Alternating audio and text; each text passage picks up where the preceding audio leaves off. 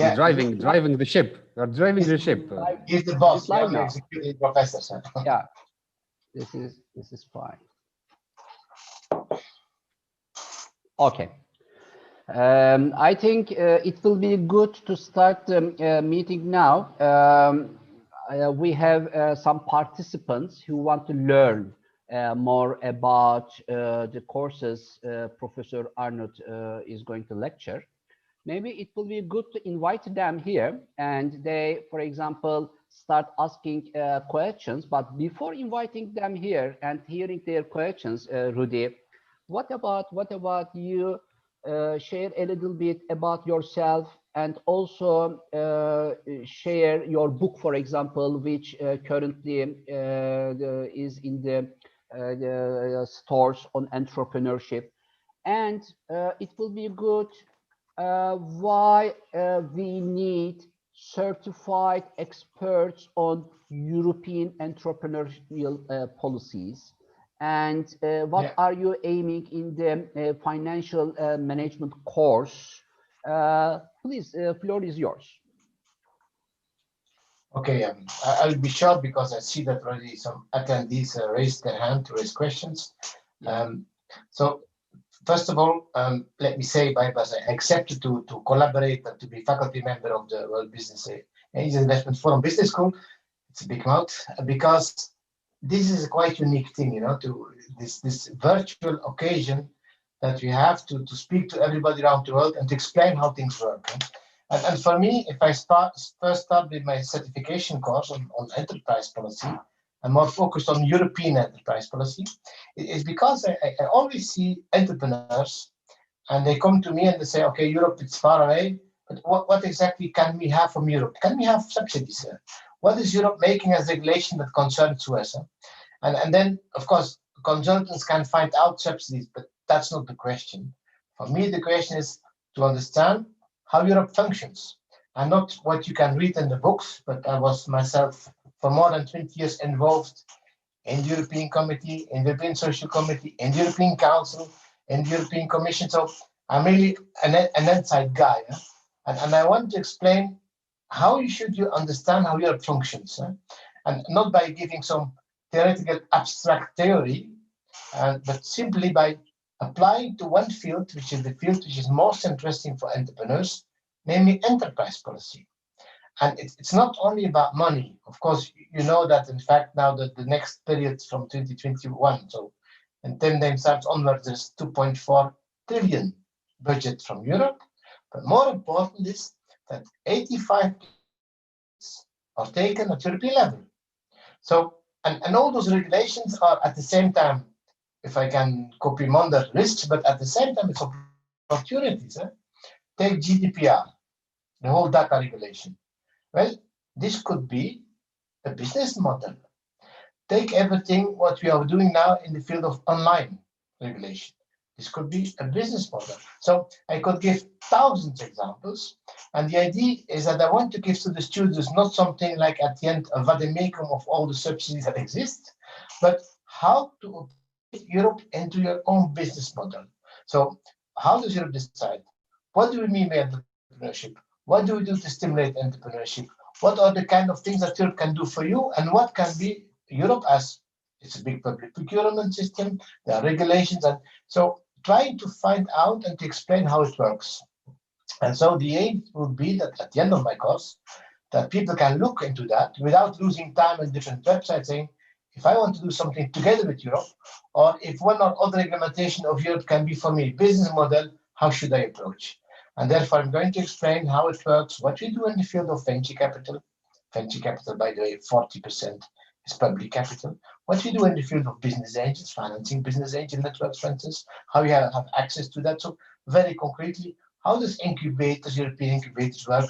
For whom is interesting? How do you start a company in another country than the country where you're born or where you're living? This kind of thing. So very practical, but rather giving the context and explaining how it works, so that this information at the end of the course is not something that will get obsolete soon, but that you will have for the rest of your life. That's in fact the whole idea behind the course. And yes, to come back what Bible said. So this will be the, without the post-its, of course, this will be the news. It's a book of 2020, which is called Entrepreneurship, No Guts, No Glory. But in fact, I say entrepreneurship for those who are, of course, the basis for the future of Europe and of the world.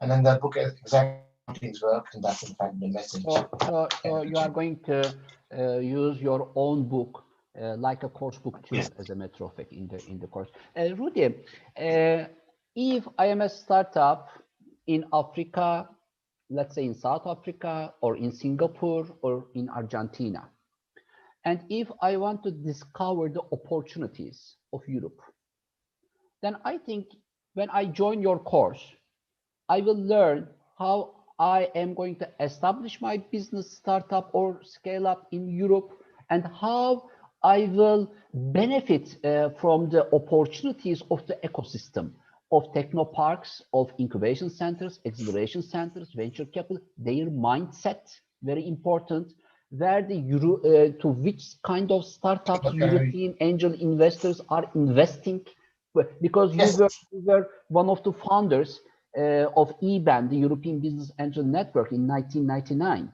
And Indeed. You are now the senior economist at the European Union, and also lecturing at the universities in Belgium. So as a professor of entrepreneurship, coming from fields and sharing your know-how and experience through education and living in the capital of Europe, in Brussels, I think your course will be very meaningful to, especially to startups, entrepreneurs who want to understand the European entrepreneurial ecosystem. But there is also one more opportunity, I think, in your course. If I am a consultant in South Africa, in Argentina, in Singapore, wherever, maybe I may like to help and support my ecosystem by presenting the opportunities of Europe and introducing this market to high growth businesses. I think it will also be good for experts and potential consultants who want to have more in-depth knowledge about Europe. Am I right or wrong? No, you're right. It's not only, by the way, it's not only for startups, it's even for instance, let's say you took the example of Africa. You know, I've been quite a long time there when I was managing one laptop per child, because we were in all African countries. But the idea, for instance, I have a company in Africa or in the United States or whatever, and I want to scale up, to grow, and I'm looking to the European market. How do you understand the European market? Because every market is different. Or something else could be, of course, that if I'm responsible, say something for regional development in one region, wherever in the world, well, how do they approach it in Europe? So you can learn from all sides. So I think it's good for people considering entrepreneurship and looking what can be done and what should be avoided. Look at people who have started already and who want to scale up, or who want to know what's the possibility as a starter. And for people who really want to understand Europe and try to explain to other companies what Europe can mean for them or cannot mean for them. I think both are very important. So indeed, it's at the same time, because I say always I'm a pragmatician, I'm a practical guy and an academician. So it's the two things together to give the context and to make it simple, understandable. And then afterwards, I think it's something that lasts as content. It's not something that changes. It's not, what are the subsidies for the course for next week? That's not the topic of the course. It's, as you say, a deep insight in the whole functioning in order to understand how to work and to avoid the wrong doors. So we are going to deliver a proficiency test at the end of the course, 150 questions, to understand if they are really meeting the criteria of giving advice or consulting to third parties about Europe. And I think participants will be very lucky, because they are meeting with you in person, and also they delivering the course from you in person. I think this is very important. Online, but it is also accepted as in person. And in this, after this proficiency test, they will be certified by the WBAF Business School as certified expert on European entrepreneurship. policies. So as a matter of fact, not only for entrepreneurship, but also policies. So this is also, Yes. I think, good for trade and economy ministries of different governments who are interested in developing or benchmarking other markets to develop some new policies for their countries. And they can directly have this knowledge from this course.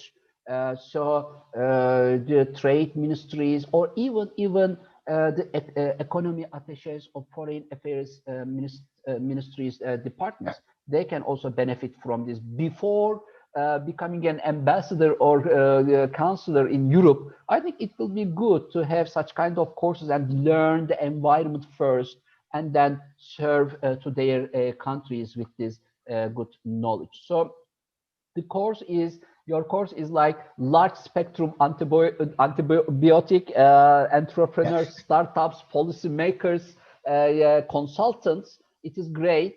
I want to invite now our participants to write their questions to chat box or Q&A box, and we read the questions from there. While they are writing their questions, could you please also give some information about the financial management in practice course, because you are also going to lecture this course too. Yes, and that's in fact the course I'm lecturing as well at the University of Ghent. But I do the final master because it's not a theoretical course. It's a course where you understand the functioning of financial management, starting from cases. So what I'm always doing is start from a very easy case, which you work together, which of course becomes more complex. And from that case onwards, we understand together what is the best way of financing your company. So I will not tell you venture capital means ABC. I will have a case, and the case finally will lead to investments where you have involvement, for instance, from banks, from business angels, from venture capitalists, and then I'm going to explain. So it's a course, again, which at the same time combines a theoretical background, for which I'm going to use my book as well, because if you write your book yourself, it's very easy to explain it, because you don't know exactly what's in the book. And at the same time, I'm going to use cases to illustrate every time. So it's a practical course, where of course the course is 7 times 2 hours.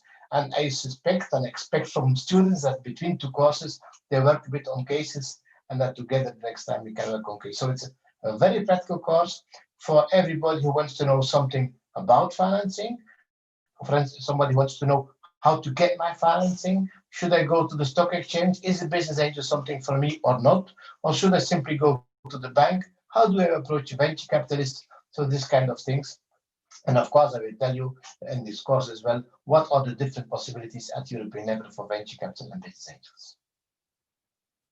I see among the participants, for example, Ivan Jovetic, who is following us, because he is also, very in the entrepreneurial ecosystem.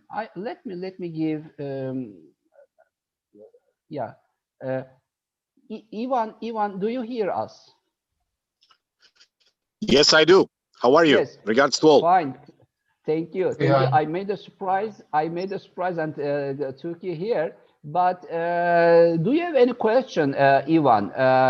Do you think the course is interesting, first of all? And what is your idea? Well, first of all, thank you all for giving the opportunity to all of us to and to give you comments very carefully the grand opening and today. Regarding your first question, I think that the courses are the actions and execution. Ivan, I think we have the WBAF Business School will identify certain Ivan, I want to stop you here because your Do you voice hear is me? not coming well. Is it something wrong with the connection? Yes, now it is better. Yeah, there is something wrong with the connection. Okay. Do you hear me now? Now it is Okay, better. okay. I'll try it like this. Maybe something is wrong again with the connection. So basically, I think that the courses I stopped there. That the courses are very well fit. Probably the development and further execution of WBAF Business School will identify several different as a market niche and as a market need for fellow entrepreneurs and so on. One of the questions, actually one of the courses that you already mentioned and you asked Professor Rudy about it is European Entrepreneurial Ecosystem.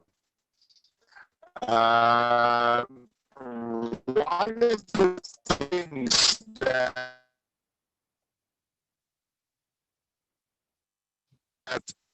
might also be consider courses in other countries, but different systems. African entrepreneurial economic ecosystem. Ivan, could you please write your question to chat area because there is really an nobody hears. This is painful. Yes, we stopped. Okay. Is there any question from the audience to Professor Rudy about the course? I think we are planning to run the first course around March or April, isn't it, Rudy? And and anyone who wants to learn more about the course content, please visit WBA Business School and go to content part and download the document from there. And also visit the registration part if you want to register. And you can also check the course prices and alternatives also in the registration part. I think, Rudy, now the floor is yours. Please feel all right to give any message because you have 8 more minutes. I would first give the floor to Kshebat because I see he was raising his hand already since a couple of times. We forgot him. Kshebat, can you? Just a second. I don't see, but just a second. Who is? Jawad. Yeah, please. Sorry. Unmute. Yes, Jawad.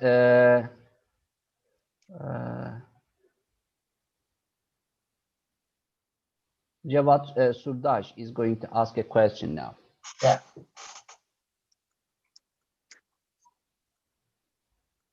Could you please unmute Jawad before asking the question?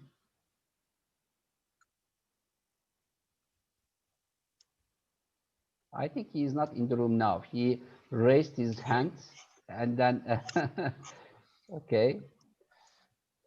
Yeah, we can talk, and then when he comes, I think he is going to ask the question, or he can write the question. Yeah, I did not get fully the question which has been raised by Ivan, but he was understood. He was speaking about the ecosystems in Africa as well. I think one of the things that might be interesting as well is that we learn one from another. You know, that if you look what Europe does, we are of course working on ecosystems. We have a quite long tradition in SME policy, and enterprise policy, and entrepreneurship policy. And I'm going to explain the difference between the three because it's not the same thing. And of course, it might be interesting to benchmark it with other regions. And it might be interesting, as Baiba said, for people that are involved in policy at any level to see what they can do and how they can use enterprise policy in their region. And indeed, it exists. It should exist in every region. And it's something that evaluates because there have been some research, but not too much research on enterprise policy. And so it's very hard to know what is the best policy. So we have to work on it. And that's one thing I'm going to explain, how to put this in place and how we can measure it. If you speak about incubators, we all know what an incubator is. Definition, I think we've done for 2 hours before we agree on a definition. The second one is, how can you know if an incubator is efficient? What are the criteria? What are the parameters? So these are the kind of things that I'm going to explain. So again, quite practical. And now I see that the question is there from Ivan. Like the one you mentioned about European entrepreneurs ecosystems. Similar course may be considered for different geolocations like Africa, Asia. Europe has great meaning by tradition, impact, and size. So, Baibas, is the proposal to you to do this course for other parts of the world as well. Okay. Yes, about incubators, he says he is fully agree. As a matter of fact, some years ago, the United States ambassador to EU sent a video message to the opening ceremony of the World Congress of WBAF. And in his message, because he was an ambassador, but he is coming from the VC industry. So he made a comparative analysis between the EU and the US startup ecosystems and investment ecosystem.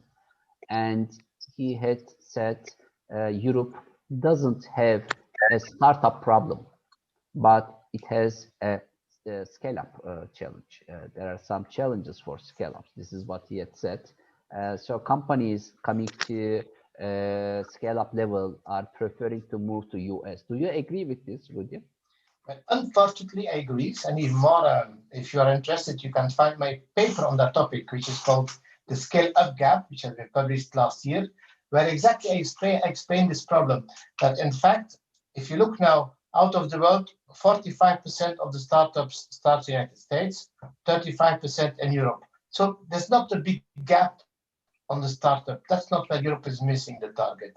Yeah. The problem is indeed getting bigger. And we see that of the companies that are very successful, that started in Europe, that got innovation money, startup money, business angel money, out of them, successful, 44% are leaving Europe and scale up.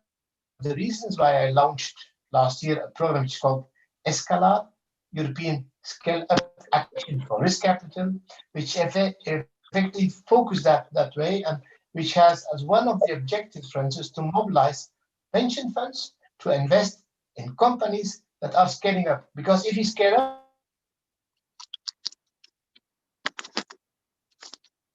risk, and this can be something as risk diversification. So that's one of the things I'm going to explain as well, how we cope with the problem of the scale-up gap in Europe. That's only one element just to explain you how it works. And it's a nice illustration. Yes, I think Jawad came. And Jawad, could you please write your question?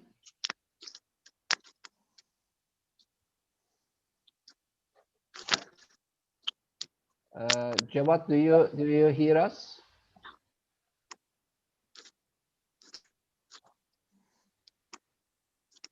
No, he doesn't hear us. Yeah, I think he is hearing now.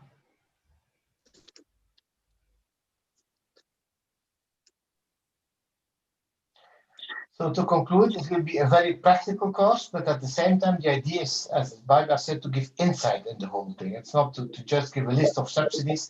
It's insight in Europe, and how a company can look into that, because we should not forget Europe is a huge market. Europe is doing public procurement. Europe is doing regulation. So it's a very big animal. And if you understand that animal, it might be fantastic for a starter and hopefully for a scale-up and for any policymaker. My last, I will ask a last question, Rudy. For example, setting up a company in Germany or in Portugal or in Croatia. I mean, what about the regulation? I mean, startups have to follow different regulations, or is there, I mean, common startup regulation in Europe, in EU? It's a very difficult question. So you give me 1 minute to explain it. And that's one of the things I'm trying to explain, because we did, of course, what you do benchmarking. So we can give you for any country, will tell you what to do to set up your business. And then what we try to see, how can you learn from one another? How can Portugal learn from Germany or vice versa, in order to make the life of a company easy. That's what we do. But for the moment, there's no such a thing as, for instance, a European legal structure of a company. There's no something as European limited. So we don't have that legal structure yet. This is one of the projects, and it's in the pipeline as well. But it's not decided for the moment, and there's no perspective for the moment on that. But what we explain is how we can learn from one another, how we can make the life easy. And the stuff and which you're working on is, if you're friends, you're French and you want to set up a company in Germany or vice versa, it's even more complicated. And these are in fact the things we're working on, and that's what I want to explain, how to do it and how to make it easy. And that's part of the course as well, to explain how to do it and how you see the market, what are the pitfalls, because I always stress that it's nice to see opportunities, and that's entrepreneurship. At the same time, you must see the obstacles. And I always take the definition of Machiavelli, which is not the most academic definition. An entrepreneur is the one who sees the difference between an obstacle and an opportunity and tries to turn both into his advantage. That's the basic philosophy. Yeah. I think it is great because we hear, for example, Estonia. It seems, I mean, it is a small country, but very successful in entrepreneurship. I mean, we always hear Estonian entrepreneur startups. They develop a invest in Estonia card, something like this. I don't remember now. The Estonian citizenship card online, where companies can, I mean, startups can establish their company. So there are different opportunities and of course challenges in different countries of Europe.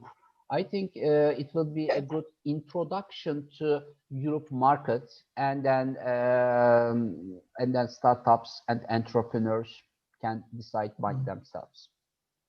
To give an answer to your question, we have now a study which we know the results by January on the tax compliance cost for every country. So how much does it cost, not the level of tax, but to be in compliance with all the documents? And then in fact you see that Estonia by far is the cheapest, so we can learn from that because yeah.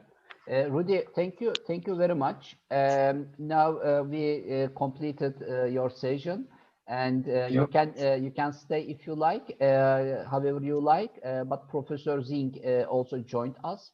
Now it is his time to meet with participants. So Professor Zink, welcome. We have just completed Professor Arnott's part, and I just want to first introduce you to participants. Professor Zink, as a matter of fact, is really interesting because 20 years ago or 25 years ago, you please correct me, dear Inderjit. Inderjit Zink is one of the founders of one of the first unicorns of the world. He was the director of Texas Instruments. He's a technology personality at the end of the day. And after making a unicorn, he was invited naturally by the political environment of the country, Singapore, to benefit from his knowledge as a parliament member, and he was parliament member for 20 years. The country didn't leave you in Darjit, and he is now chairing the corporate venture initiative of the Nanyang University in Singapore, and Nanyang University is one of the leading brands in the technology education in the world.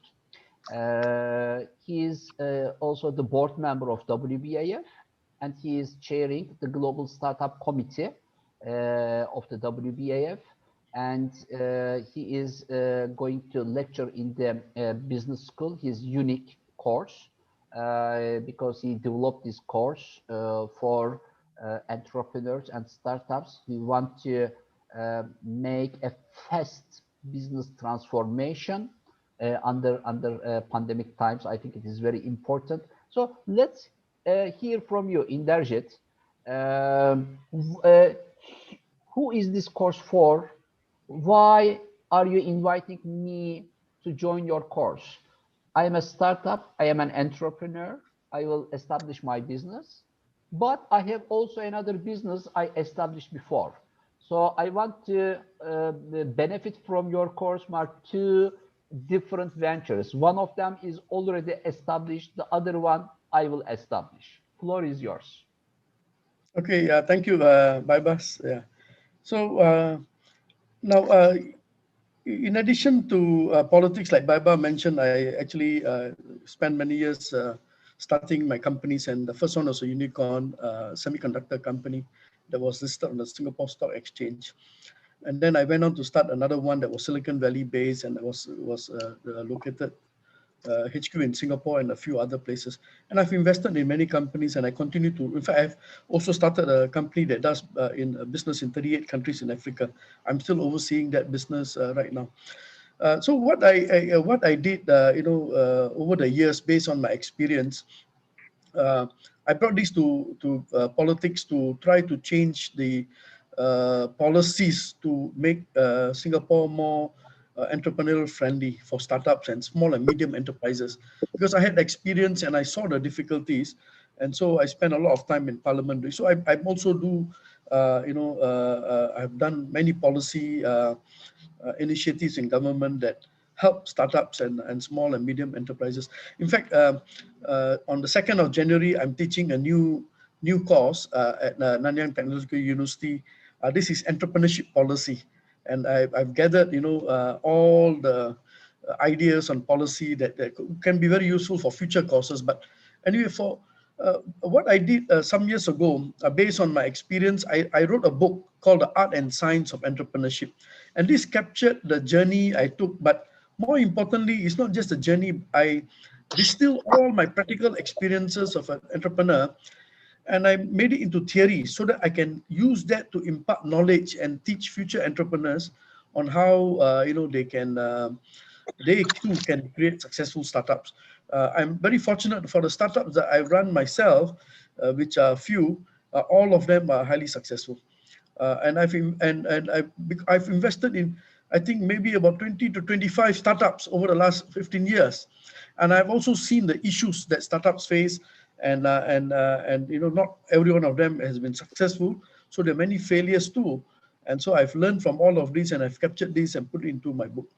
So the course that I'm going to teach down here, business transformation, is really accumulation of my experiences and also the research that I've done, on the areas that I put in the course material.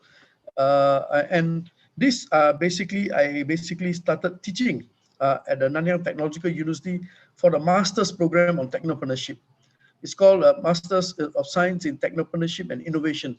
And so these are most of my students in this course are either first-time entrepreneurs. Many of them are mid-career business professionals who want to know about entrepreneurship and are thinking of starting businesses. Some of them are second and third generation business owners. So their family parents may have started companies, small and medium enterprises, and they want to now look at how they can transform their businesses. So this course is really targeted at three groups. One are aspiring entrepreneurs who want to start a business for the first time, or professionals who are thinking of making that transformation.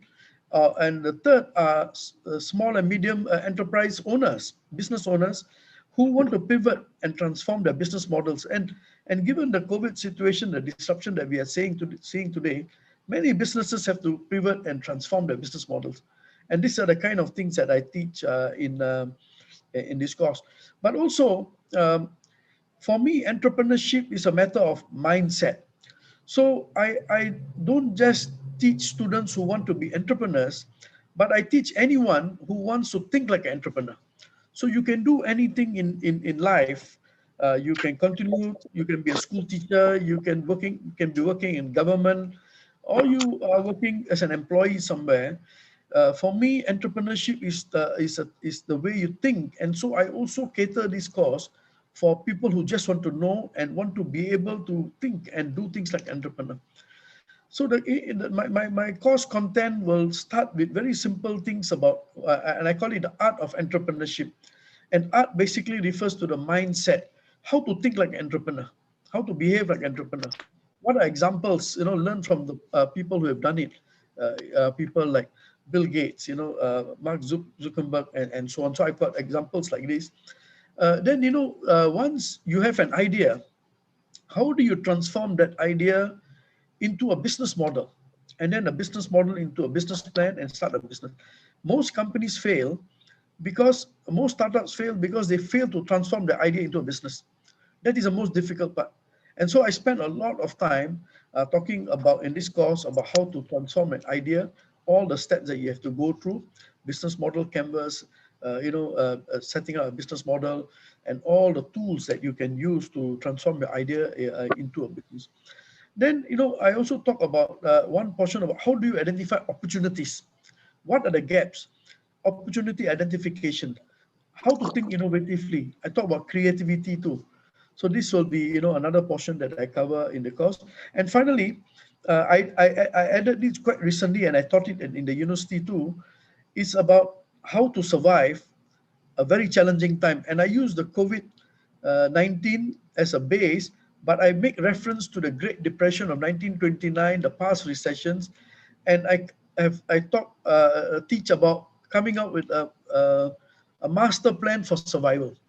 So for entrepreneurs, survival is very important. And basically, I've got one whole course in this module to talk about surviving. And then, I will get the students to make a presentation, give them a project and make a presentation. So roughly, this is, the content of my course, so it's meant for quite a wide cross-section of people, not just entrepreneurs, but professionals, business owners, SMEs. Do you think we now as entrepreneurs need an extra skill to overcome with the COVID issue, for example, with the environment, with the challenges of pandemic times? Do you think, yes, business plan is important, but now I think we should start talking about the business transformation plans too. And your course, I think, will be helpful also to prepare the business transformation plan for Yes. So you are right, Bypass. That's why I tailored the course to help companies transform. And one of the concepts I share with my students is that, when you are facing challenges like what we are facing today, we have to go back to start thinking like an entrepreneur. The day that the entrepreneur started a company, you go through many challenges. You go through clear a lot of obstacles before you create success. So I'm focusing a lot on transforming business model for existing businesses too, and how do you do it? How do you spot the opportunities? What are the tools that you can use to help you transform your business model, pivot your business? So these are the kind of things I also cover in this course. You are one of the founders of a unicorn. It moved very fast. For example, one of our senators at the WBAF lives in Niger. And when he saw me in Istanbul in the Congress, he came to me and said, "Hey, I know this person from TV." He said, "In Niger." I said, "How?" Because his company, I'm not sure about the name, Solar Energy or something like this. Your company is very active in Niger and not Nigeria, Niger in Africa, and always on TV, some commercials, etc. So, what do you see? From Africa to Asia to Silicon Valley, the global entrepreneurial ecosystem in Dershit. What are the basic differences between different entrepreneurs of different regions? Or can we develop a common mindset, a global mindset, which will always give a fruitful result for all entrepreneurs? I am from Africa or Latin America or North America, no problem. But if you follow that way will take you to the same result. What's your comment? Yes. So, very interesting. In 2013, I actually spoke at the United Nations General Assembly, and there was a conference going on sustainable development through entrepreneurship. So I was one of the keynote speakers at the United Nations. Then there were many countries that presented their issues and their problems. And I was very pleasantly surprised to hear whether it was Australia, USA, Zimbabwe, Ghana, or Eastern Turkey, every one of them were talking about the same issues. What are the issues they face in promoting entrepreneurship, and what are the issues the startup face? For example, rules and regulation, funding, financing their startups, and tools that they need, empowering women, and so on. So the good news is that entrepreneurship is a common language that is relevant no matter which part of the world you come from. And I think this will be an excellent tool for us to bring the world closer together. And so I'm present in Niger, and I have my own brand of products that I do distribute in Niger, and I've got my own company in Niger. I also have 13 companies in different parts of Africa, so Burkina Faso, Kenya, Uganda. And so I've been in all over Africa, and I find it not difficult to do business in these places because of the common issues, my experience that I already have in other part of the world. And going into Africa, I know exactly what to expect, what to do. And I started, for example, e-commerce platforms in some countries in Africa, Senegal and Kenya. So my point is that actually it is going to be a common denominator, entrepreneurship, and this is something that the World Business Angel Forum Business School can actually help bring everyone from around the world, and then make it easier for us to do business together. Generally, African entrepreneurs are very active. They want to learn more than others. This is what I observe. They are very active and they are very ready to learn. And you have many businesses in Africa, and you have established companies in different countries of Africa. What is your advice to African entrepreneurs? How they can create global success stories more easily? So I think it's important that two things. One is acquire the tools, the skill sets that you need to create businesses that can, especially how you can bring technology into your businesses. And it's not difficult to acquire technology to improve your business processes and your business models. So I think it's important that you acquire the right skills and the right tools for you to be able to do business in effective way. The other one, of course, is networks. The world is a lot more connected, and it's important that our African entrepreneurs join global networks that will help them bring solutions that they may not be able to find in their countries, but they may be able to bring from other parts of the world. And this is something that I would encourage them to do. And today it's not difficult to build the networks around the world. And this is something that I think all of us can focus on. I think African entrepreneurs should find a way to benefit more from the diaspora of Africa, because African diaspora is also very powerful. Yes. From the United States to Europe to everywhere in the world, and this is a great opportunity for them. Maybe they can governments, for example, may develop some policies how to engage the diaspora of their countries with the local entrepreneurial ecosystem. Yeah, and also I think to attract attention from the diaspora that's in US and other parts of the world, and also maybe other potential investors, is to transform your business into something that will be attractive. So there may be traditional businesses that can be use technology or innovative models to be transformed into very attractive business. And a very simple example is how Uber transformed a taxi business. Taxi is a very old business, but with the adoption of algorithms and technology, they transform it. So similarly, there will be many businesses like this. If you can make yourself a bit more attractive, then you can attract the attention of potential investors who will be willing to invest in your companies, even in Africa. By the way, we are talking about Africa, but Africa, in many countries, Africa is not a cheap ecosystem, by the way. I mean, hotel industry, for example, it is not cheap. I see prices are more than the European hotels in some countries.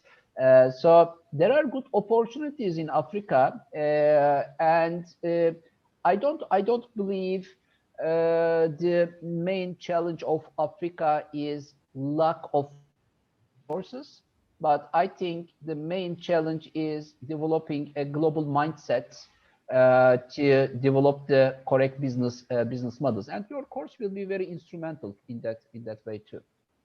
Yeah. I think we have a question here. What is the most difficult part in teaching of entrepreneurial mindset? Yeah. I think that's why my book is called Art and Science of Entrepreneurship.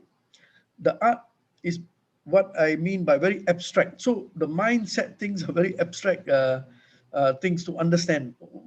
For example, I have one chapter in my book called Thinking with the Heart and Not with the Head. Entrepreneurs, have a lot of intuition, gut feel, and and so it looks like it's not logical to some people, but it's very logical to the entrepreneurs. So this is something that I think is difficult to teach, but through examples and through what I said, I've converted my practice, my way of whatever I practice into a theory. So I managed to put some of these things into a theory of how to teach about the mindset and about the thinking process. And so it is difficult, but it's not impossible, especially coming from someone who have done it before, who have gone through the journey. And I think that becomes a lot more easier for people like me and others who have done it before to be able to teach to people who want to know more about this. Your course is for individual entrepreneurs, but I think your course will also be very instrumental and helpful to the business transformation of companies. I mean, companies, institutions can also benefit from your course, I think. Yes. So that's why I mentioned that I have actually students who attend my course in the university are also professionals who are working for companies. Some of them are business owners who want to come and transform their business models. So it's not just for entrepreneurs who are starting companies, but existing businesses, even people who want to learn how to think and do things like entrepreneurs from big companies too can actually attend this, just to gain that skill sets and understanding of how to think and do things like entrepreneur. A personal question to you. When you decide to come to a market, establish a company in a new country, because you establish in Uganda, in Kenya, in Senegal, in Niger, also in Europe, I think you have also some companies, and also in Singapore. So what is the most important criteria about the country? I mean, is there anything that, okay, business is good, but I cannot do business here? I mean, what are the most important issues for you while deciding for a market? Yeah, I think the first important thing that I look for is that to spot the opportunity. That well, is there a real opportunity, and how do you spot the opportunity? And in fact, that's one of the things that I teach in my course about spotting opportunity recognition, and I use many examples in the course that I teach on that. So I think if let's say there's a real opportunity, then you have to identify the right people to work with, partners on the ground to work with, and then understand the local operating. So for me, going all the way to some of these African countries, the local knowledge was not easy. So actually establishing the network on the ground to be able to understand how to navigate and how to successfully start a business down there. So I start with, if I spot the opportunity, then I look for the right partners, and then put in the resources and spend enough time to build a proper business model that is adapted to the local culture. Because I cannot bring a Singapore style of business model in straight away and run it into a place like Niger. So I need to understand the local culture, and then adapt my business model to be able to succeed in that environment. So in any part of the world, so I do a business in China too, and in other parts of Southeast Asia. So the lesson I learned There are 55 countries in Africa. Every one of them have a own local unique conditions, and I cannot apply what I work in one country another. So I have to adapt the business model everywhere that I go. Yeah. So investing in the country means investing in the right team, I think, for you. This is important. So investing in the right team and invested by the right team. What about Inderjit, the entrepreneurs? What should entrepreneurs expect from their investors? Only money? I mean, they should only expect money from the investors. Yeah, well, I think the most important thing is smart money, not just money. And what does smart money means? Means that the investors who are going to invest, will be able to help you in many areas. So bring the networks to the table, bring the connections, maybe fill the gaps that you do not have. Many a times I've seen people who raise startups who raise money from financial investors who have no knowledge or who are not able to help, end up in a disaster. The companies actually end up not moving very far, and because they don't understand each other, they run into issues. In one of my chapters in my book, I have one chapter called "Your Stars Must Be Aligned If You Want to Succeed." So one of the stars that must be aligned is you must have the right investor with the right frequency. Because I've seen many a times when things go bad, investors and the entrepreneurs end up quarreling and fighting, and that kills a company. So having the right entrepreneur who will got right frequency, understands the domain, the business that you are in, and also can help you with the networks that can increase the chances of success, customers, suppliers. I think that's a lot more important than just the financial money. And I believe that if you have come up with a good business model and you have a good team, you will be able to find the right money, the smart money. Yeah, exactly. I think participants can visit the website of the school, and you can go to contents part on the main page on the upper menu, and find Professor Zink's course in the business transformation course part, and please download it and read more about the content of the course. The course, I think, will be Inderjit videos you produced personally, and you will also teach online some parts of the course every week. So go to registration part to learn the course price. And if you have any questions, please go to help part and ask your questions. You can also find Inderjit Zink in the LinkedIn and directly ask to him. So dear Inderjit, anything else you want to add? No, okay. I think that's all. I look forward to the students who come and attend my course. Just one thing that, so my course structure is I actually have, so because we have different time zones, so I've pre-recorded the lectures, but every lecture I come back and I do a session with the students, interactive sessions.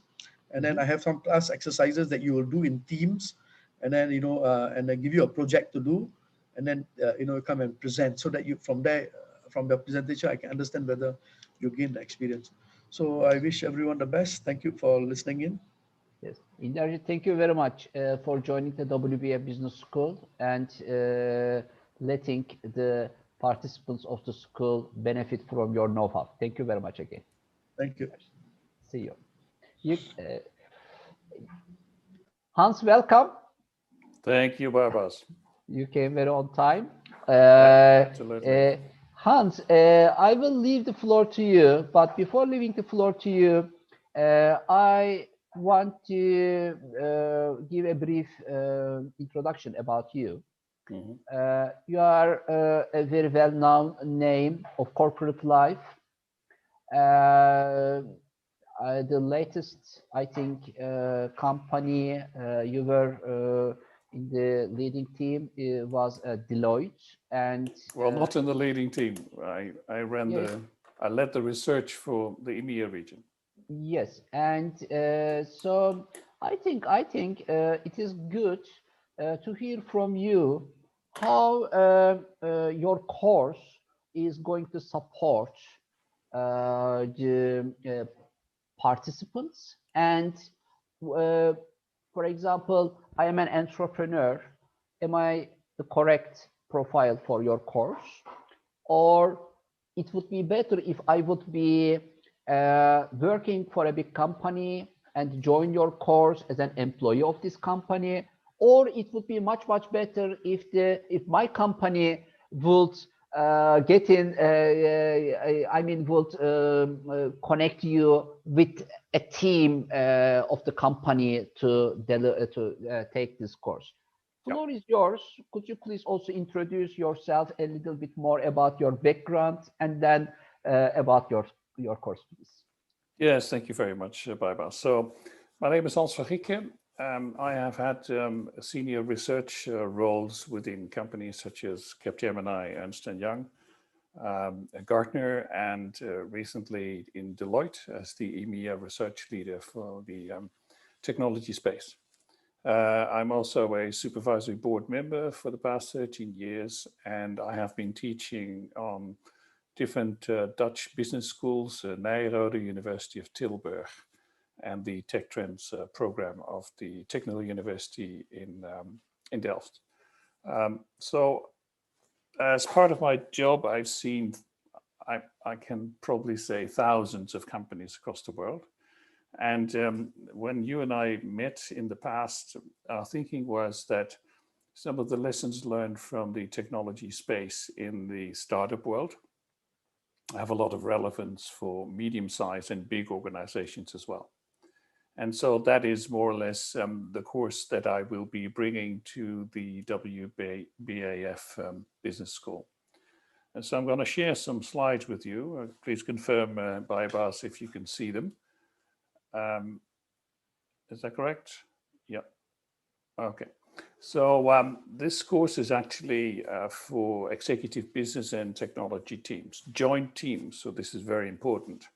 I mean, organizations, whether they're in the public or the private sector, will be digital. And so this digital aircraft carrier, let's call it like that, needs to be modernized. So the format is lectures, which are combined with discussions and hands-on experiences from the participants. It is a total of 11 different courses. And the time is... Yes? Hans, I think you are recording the session, which is fine, but we are also hearing your recording. This is what I am thinking. Oh, okay. I apologize for that. No, you can record, no problem. But no, I'm if not, you I'm unmute not recording. I'm not recording. So, but must be going wrong.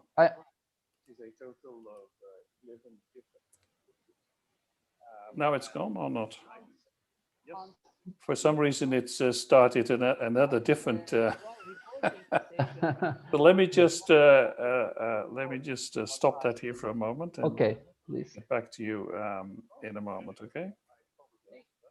No, you can record, no problem. But if you unmute it, I'm not recording. but I can hear you, and it's not me that is doing this, Baibas, I'm afraid. Okay, let me check just a second because. Okay, now there is silence. Yes, it's not me. That's what I thought. I didn't make it. Okay, yes, it is done. Okay. Okay. So the course is consisting. I can still hear you and I talk in the back, but okay. Let me just phone in again. Please. Is it now still there or not? Yeah, you can start again, please. Okay, you just edit this out. Okay, so the course is basically geared at medium-sized and big organizations that feel that they need to digitally transform and get the benefits of what has been developed in the startup world. So it's a total of 11 different elements over the course of 11 weeks. The average investment of time will be 3.5 hours, and that will include an online instruction homework, but also a lot of interaction between the participants to learn from each other. What is very important too is that this is the framework. So we start with a generic introduction to the framework, which I'll show you in a moment. And then we take a deep dive for each of the courses into each of these shifts in order to end up at the 11th one, which is all about how do you bring all this together. Now, the whole premise behind this is that there always will be new technology, whether you get it, whether you like it. And so organizations need to learn how to adapt and to implement these new technologies within the context of an already existing organization, which in a lot of cases has technology legacy, is changing direction or strategy, is doing acquisitions, all kinds of changes that need to be catered for. So the thinking of my colleague, Dr. Andries van Dijk, and myself, when I wrote, and by the way, this material was developed as in the context of my work at Deloitte, and Deloitte graciously allows me to use this material for WBAF. But the thinking we had was that, first of all, the way in which the business asks the technology team to support is changing dramatically. And so let's start at the left side of the model. The first change is that the business wants the tech team, whether that tech team lives in the business or in the IT department, it wants it to deliver technology rapidly. And so the model just doesn't look only into the tech itself, but also into ways of working, configuration of the workforce. It looks beyond the tech, so to say. The second very important part is that this element of rapid, successive, and at scale.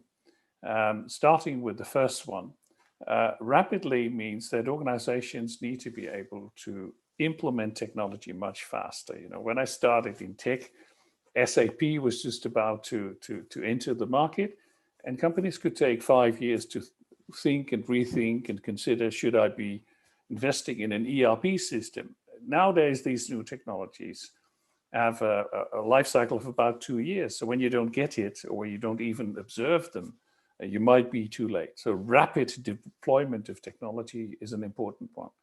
It should be successive, as in organizations are faced with a lot of different technologies. So it should be a repetitive piece of work, a machinery of minimal viable products that allows you to quickly deploy new technology when it works, or to kill it when it doesn't work. And finally, it needs to be designed to scale. That is something we can learn from the startup world. They work in this way. So how can you create technology components that are relatively easy to scale? Now, I will also in this first module dive into the changing roles and responsibilities of tech leadership, because that is changing dramatically. You know, the traditional CIO is sort of fading away. And important to that is to what is best in class? You know, what does that look like? And finally, this is meant to be a common framework, a language between business and the tech, in order to really define what the future operating model of the technology looks like, wherever that lives in the organization, whether it's the IT department or in the business. So that is model number one. Modules number 2 to 4 are all about the first 3 shifts. So the first one is all about the move to agile ways of working, scaled agile, DevSecOps, security that is inherently embedded into the operating model, and moving the risk needle in the sense that a lot of, let's say, minimal viable product agile ways of working also allow for fast experimentation, for which you have to cater and have to have an appetite in terms of risk. The second one is to help organizations design some sort of a radar screen of what's out there, to help them define a portfolio of initiatives. And how do you manage an innovation portfolio? And the very important one, a lot of vendors in the market in these days are very much interested in joint development of new skills and new capabilities, and therefore to define what your ecosystem should be looking like going forward is an important part of module number 3. And then the final module, in which I will dive into shift number 3, is a really important one from, let's say, the perspective of who owns the technology. Where does it live? Does it live in IT? Does it live in a business entity? How can you organize for this? These are major important decisions to take, and they change most of the time the whole way in which technology is perceived in terms of end-to-end processes and end-to-end customer journeys or citizens' journeys when it's a public sector organization. Moving on to the second part, which is 3 other different shifts to be taking place. Number 4, which we will be discussing in module number 5, is all about the configuration of the current and the future workforce.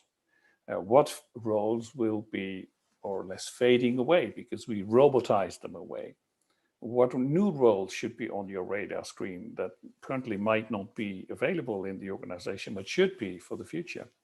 And what roles, current roles, are changing because of these new technologies, the move to cloud, agile ways of working, and so forth. And the second part that will be part of this discussion is what are the operating principles within those people who have to work? And very important when you talk about skills, which of these skills should I have myself as an organization? I own them versus this is a type of skills that I could easily source out or hire with external vendors. Number 5 is all about the ability to organize the funding and the governance model so that it caters for this new world. I mean, just as an example, if you're moving to agile ways of working, then obviously part of the agile way of working is to create minimal viable products and sometimes even more than one. And by means of growth hacking, you try new propositions in the market, new different versions of an app, for instance. And based on the data, you decide what lives and what dies. So the scale or fail type of approach to technology needs to be funded. And when you have a traditional IT budget, which is more or less put into concrete at the beginning of the year, and it identifies project management and design, build, run principles, waterfall, and so forth, that just does not fit with an end-to-end customer journey or an end-to-end citizens journey. In other words, the funding of tech and the governance on top of that needs to be redesigned as well. And then the last one, number 7 in this line of modules, is all about the non-techie part. It's all about leadership. It's about the capability to create different elements in your approach, different leadership styles, give autonomy to your teams, all kinds of different examples that you could mention there. And then finally, when we move to the right side of this model, the last 3 shifts, they are really tech shifts.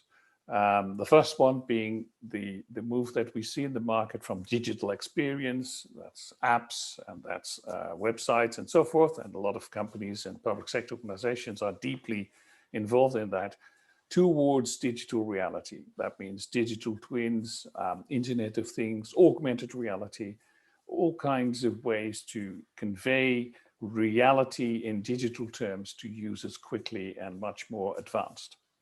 The second one is the move from data analytics, business intelligence, data lakes. A lot of organizations are into that or moving towards that, towards the next phase, which will be all about cognitive, predictive models, deep learning, and somewhere along the way, artificial intelligence. And then finally, the 10th module, which is number 9 in the 9 shifts, is the move from cloud architecture, whether it's hybrid, public, or private, towards platforms. Platforms are a major move in the world. I mean, this WBAF learning environment is a typical example of a platform. And so that is also something that a lot of organizations need to be diving into. So these are the last 3 of the shifts, which I will be discussing in modules 8, 9, and 10. And then finally, we move to the last one, which is module 11, because there we will try to more or less connect all of these dots. A first observation that is very important is that there's nothing new here for a lot of people, a move to cloud, agile way of working, etc., etc. What is important here is to realize that all of these shifts are relevant and highly interconnected. And it's important for organizations to find the real relevant connections that apply to your future operating model and your organization. As I've run workshops using this model across the world over the past 2 years, I can tell you there's no one size fits all. Every big or relatively big organization is unique and therefore needs to have its own analysis in place. We, the management team, need to synchronize them. And so what I hope to teach my students is to convince their own organization that the organization needs to take responsibility for this, both the tech side as well as the business side. I've been around in tech for a long time, and I can tell you that business people always like the sexy stuff of technology. Let's do IoT, let's do AI. But they don't care about the AS400 that is in the cellar and that contains vital data from your customers. And this framework helps you to address this, to take the pain and identify it. Because all of these 9 shifts have an impact that transcends the IT department. It is a corporate affair because it will involve pain, whether it's people, different roles, or laying off people, recruiting new people. Whether it's risk, are we going to do this? Are we going to trial this? And how many are we going to trial? Or time, how much time do we have? How fast should we be? How much disruption can we expect from new entrants in the fintech world or whatever? So that is what this is all about. It's about causalities between these different forces and to make them relevant in the context of your business or your public sector organization. And to give you finally an example of what that looks like, let's assume there's an organization that has identified our ability to bring alive new technology is just too slow. We take too much time. We're not equipped to do that. Okay, so in terms of the analysis and the framework, the major forces we're talking about is to innovate rapidly. That's what you're not doing. And the one we start off from is this one, the ability to work agile, to shift towards DevOps and over time, and to scale the enterprise scaled type of agile across the board. So if that is what you want to do, then there is obviously a very straightforward relationship with a technology strategy that over time wants to move to cloud, sometimes referred to as a cloud first strategy. That makes sense. One has a positive relationship with 9. 9 is going to help you to do one to become faster. And moreover, it will help you to take care of your data in a much more advanced way because all of these cloud players have really nice environments in which you can do that. And most of these players, and the example I'm giving you here is an energy company using a low-code platform, where it will allow you to dramatically increase the attractiveness and let's call this appeal of the apps that you're creating and the speed at which you do that. Another one is because it lives in the cloud, it is scalable by design. So this is an organization that is present in 16 different countries. And so the decision to be faster, moving to agile with the implication to invest into a low-code cloud platform automatically delivers scalability. It also delivers access to other players that already live in that cloud environment. That could be part of the ecosystem and the company wants to create. And actually, that is what happened in this particular case that I have in mind, which will allow the organization to bring a repetitive element into their innovation portfolio. Now, there's no free lunch. And the red ones here illustrate some of the showstoppers that need to be taken into consideration. If 1/3 of your current IT team is in infrastructure management and you've just decided that you're going to move to the public cloud, then it doesn't take any rocket science to understand that part of that team needs to go.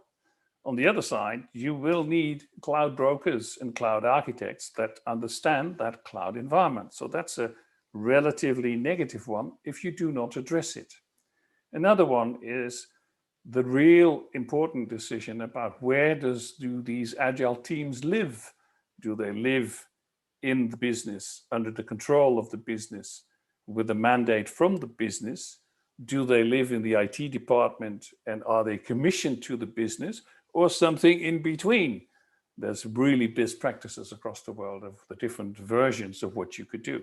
But if you do not address this, there will be war, and you should prevent that.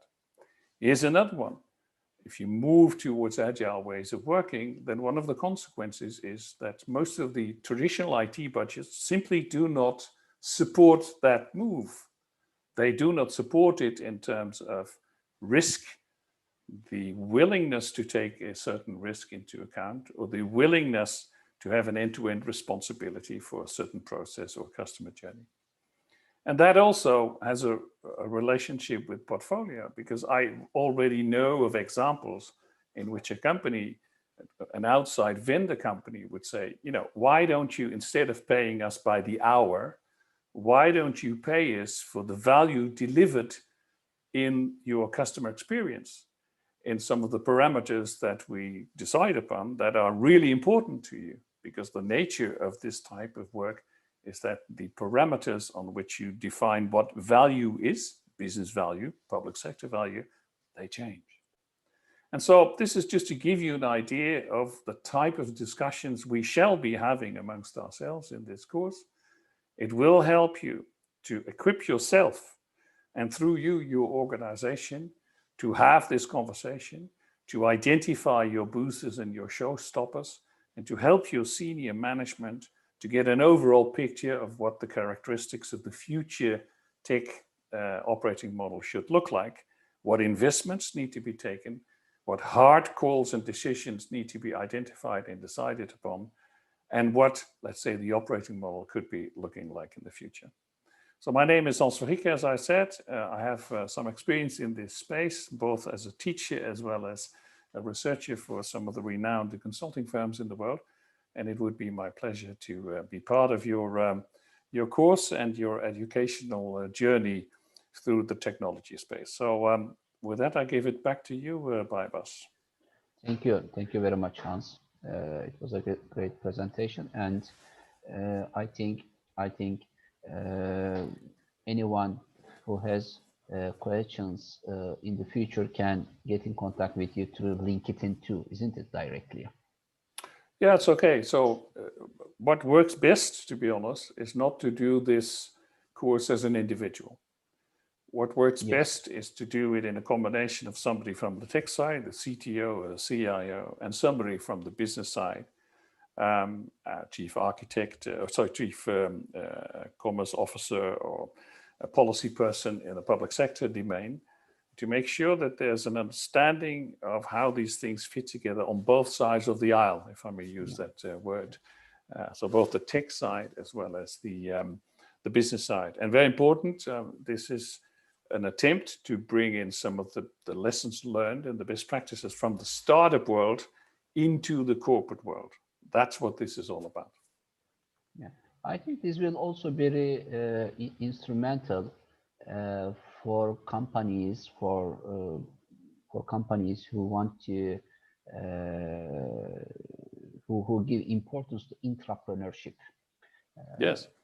Yeah, so well, that's a good point, Baiba. So you and I, we don't know which new technologies are out there in 5 years. I mean, we have some sense of what that might be. And so the whole premise behind this is, I always use the metaphor of an aircraft carrier. When you're a big organization, you have a lot of tech, and some of that tech is old, needs to be decommissioned. That's the first one. You need to have a modern aircraft carrier. The second one is you need to be capable of adapting new technologies when they arrive. And you need to have a way of working that identifies what works and what doesn't work. So you need to have data. So you need to have capabilities to draw conclusions from those data, growth hacking. So this whole approach of redefining the aircraft carrier and starting new speedboats at a rapid pace and define this one will be put on the platform because it works, and this one we can just sync off because it doesn't work. That whole way of working is, to a lot of big organizations, fundamentally different from what they do now. And not just on the tech side. Most of them have a lot of waterfall, a lot of legacy. They're moving their ERP from A to B. They have problems identifying the relevant data, let alone get intelligence out of those data. Their workforce is aging, and meanwhile, they're getting eaten by the startup world that is entering their world. So for a lot of organizations, this is also a sort of a call, get yourself in shape for the next war. And this is the way to do it. I think we can also, I mean, maybe I am right, maybe I am wrong. You correct me. This is a roadmap for companies who want to boost innovation within the company to compete in the industry. Yes. Well, that's a fair point, but I just want to make this remark. It is boosted in the context of an already existing technology landscape. So the difference with a startup, obviously, is the startup starts from nothing. There is no legacy. There is no technology. I mean, that's obviously no, but you know what I mean.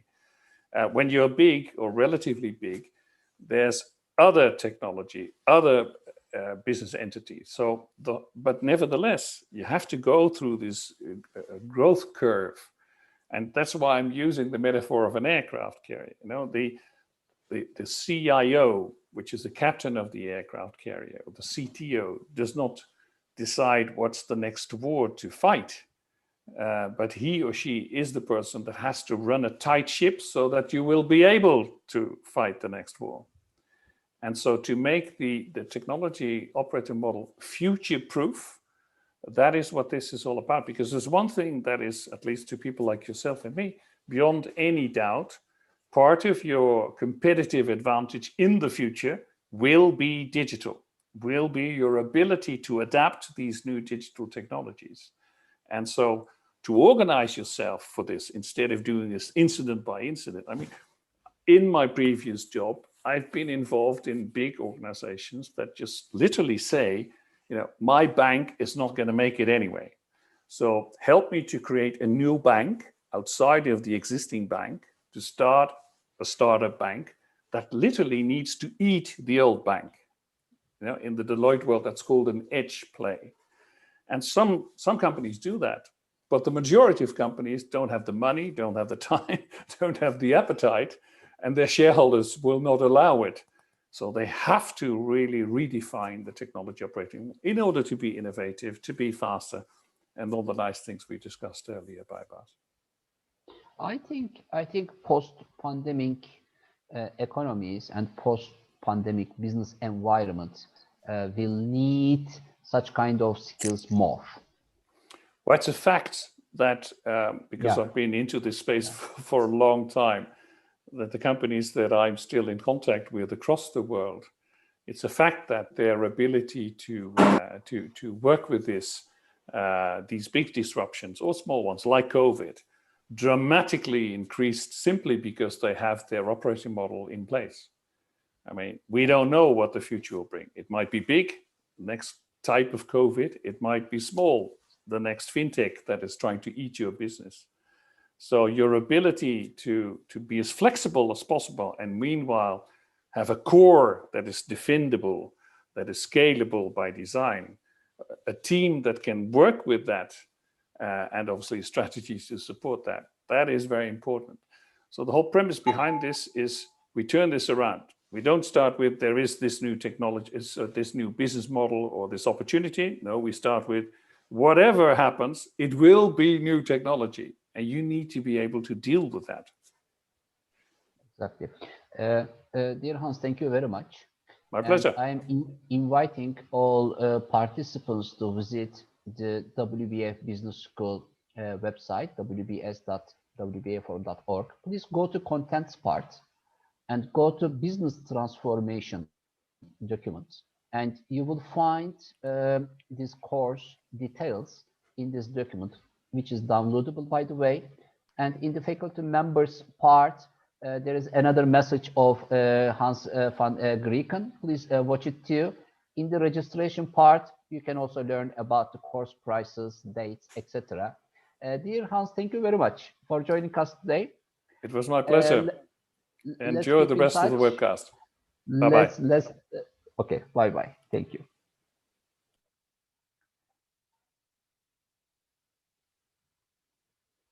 Dear Bülent Bey, welcome. Thank you. Thank you. Hi. How are you? Thank you. Thank you very much. It was a very nice grand opening ceremony. Thank you. Congratulations. And your contribution was huge. Thank you very much again. Mr. Shenmer, let's start from your personal background, because you are very well known. You are a celebrity in Turkey in the banking industry. You are the celebrity of capital markets of Turkey. And let's mention a little bit about this to world audience. We are live on YouTube now, and we are going to share this video after cutting each part one by one. So you started from Arthur Andersen, and then please share your background, and then I will ask some questions about the course. Okay, I started my first career in Arthur Andersen London office. As many people know, Arthur Andersen was one of the biggest auditing companies in the world. And when I joined Arthur Andersen, the job of auditing in our country, in Turkey, was not known very well. There were no regulations governing the audit of the companies. So it was a very new career for me. And I started in London office because the number of audit jobs Arthur Andersen got from Turkey was not too many. So I started there, and then we had some 5 companies we audited in Turkey. We came to Turkey, spent some time, and then go back to London. So the first initial career is auditing. So I really know what a balance sheet is, what an income statement is, how to audit assets, how to audit liabilities, and the generally accepted accounting principles. So my background is accounting, finance. Now, just by coincidence, Arthur Andersen assigned me a bank job, audit of a bank, and then a second bank came, they assigned me to the second bank. Just by coincidence, the third bank, and after the third bank, a new fourth bank came, and they say, hey, Bülent knows how to audit banks. Then 4, 5, 6, 7, 8, 9, 10, 11, 12, 13, 14, 15, 16, 17, 18, 19, 20, 21, 22, 23, 24, 25. You see, Vaibas, I know how to count. I audited 25 banks. And then I became really a bank expert in Arthur Andersen. And one of the banks just offered me a job, and then I joined the bank. And I served also as a CEO, a general manager of a bank, a big bank in Turkey. Those were the days when we were newly developing the retail banking in Turkey, the first ATM business, the first credit card business, the first mortgage banking, etc. So therefore, I was able really to use my knowledge, skills, and initiative to introduce new products for the banking industry, very, very new products for the banking industry. Then I really know how to look at the banks from an auditor's point of view, and on the other side also how a bank executive should really look to a bank. I call it as I sat on one side of the table for 11 years and then sat on the other side of the table as an executive for some 20 years. So I became a banker. And during all these, let's say, working under pressure, working under very tight deadlines with a lot of stress, as you know, bankers work with stress. You know, you give a loan and something happens to the borrower and you're upset, you know, how can I collect my money back? There are regulations governing all the banks. You have a lot of regulations you have to comply with. And then I said, you know, I should never stop teaching in university. So even when I was a CEO, I continued on teaching in the Bosphorus University in Istanbul. You know, there I taught some first auditing courses, and then some accounting courses, and then bank management course, asset and liability management, bank management courses. And I told my secretary, I said, from 1 o'clock to 3 o'clock every Monday, don't put any meetings for me. I'm going to the university. So I kept that as my, let's say, the primary job, you know, and I liked it. I like sharing with young people my knowledge, my experience, and I'm sure the students benefited out of that. And, you know, doing all these things, I was also, you know, related with the Turkish Businessmen's Association, TÜSİAD in Turkey. So I worked in the parliamentary committee, finance committee there. I also was in charge of developing the first code of conduct of TÜSİAD, the first code of conduct of Turkish Businessmen's Association. And, you know, that was also a very nice experience, a good experience for me. And I acted also for 6 years as the chairman of the American Chamber of Commerce in Istanbul, in Turkey. So I had, you know, some friends, US friends, some, you know, get-togethers, businessmen get-togethers. And, you know, one day, somebody from USA came and said, you know, we want an appointment from you. And I gave the appointment. I said, you know, how can I help you? He said, I'm here to investigate the ethical behavior of Turkish businessmen. I said, oh, you came all the way from USA just to investigate the ethical behavior of the Turkish businessmen. He said, yes, that's my duty. And he asked me certain questions and I answered them. I'm sure he visited many other also businessmen. And I said, I want a report from you. And after 3 or 4 weeks later, he sent me his report. And I began to read it page by page, page by page. And as I turned the pages, those sentences that I read, those were the things I know myself, personally I know. It was not something new for me. But to read these sentences from his point of view, as a foreigner, you know, made me very sad, because the conclusion there was in Turkey, the Turkish businessman's ethics, you know, is very poor. You know, there are certain unethical behavior, even in the government sector, in bureaucracy, in private sector. You know, I was very sad. And at the end of the report, he put some recommendations. And reading what should be done in Turkey about ethics, business ethics, and reading those lines, you know, there was one line I remember exactly. It says, in Turkey, Turkey should establish a non-profit organization to deal with ethics in Turkey. Then I said, hey, after my chairmanship in this AmCham, American Chamber of Commerce, I should establish an association to deal with ethics. Therefore, you know, after 6 years, I established the Center for Ethics, Turkish Ethics Center. And, you know, our primary objective is really to concentrate first on young generation, because, you know, if we educate the young generation for ethics, if they become aware of ethics, then they will become managers in future. Somebody may become, go to the politicians. You know, it was really very, very difficult for us to start first with companies. So we started with the young people. And we established an ethics leadership, let's say, program for 9 universities.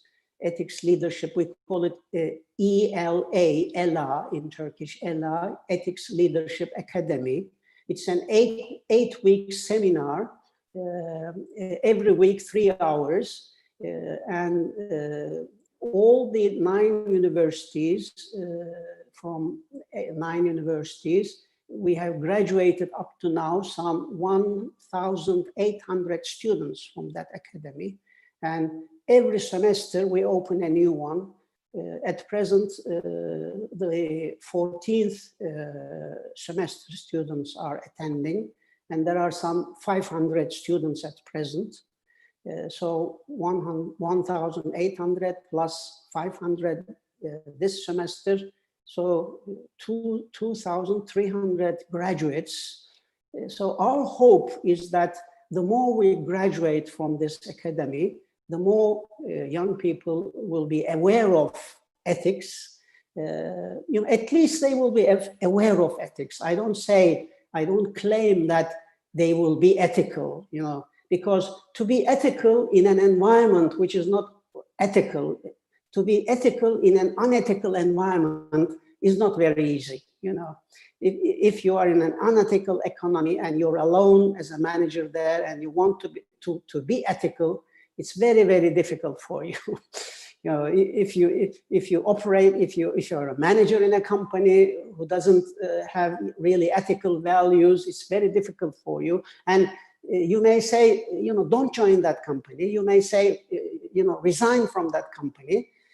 But if there are many such companies around, then certain good people really, unfortunately, and with really, they're good people, but they cannot behave ethically because of the circumstances, because of the surrounding. And they say, God damn, I don't want to do this, but I'm forced to do it. I know I'm doing something wrong, but what can I do? What can I do? So, in a way, it is our duty really, one by one, to make every institution behave ethically, every individual behave ethically. And I think this job is not only the job of a single association, it's everybody. It should become everybody's job. So I'm very happy that the WBAF in the business school has put the business ethics, the ethical governance as a certification program, as an executive program, and as an elective program in its curriculum. Because I believe that the future of business, the future of success, really the first thing is ethics. To be ethical is going to be more important as time passes by. So I'm happy that I started with Arthur Andersen as an auditor. I became a banker, and then I always kept my relationship with the universities. And I'm also happy that I devote time to ethics. And when I was dealing with the young students, then I discovered that they are forgetting to read books. They're not reading books. Turkish young people, they are forgetting to read books. And I said, what shall I do? I said, hey, let me just establish a foundation this time. Herkese Kitap Vakfı.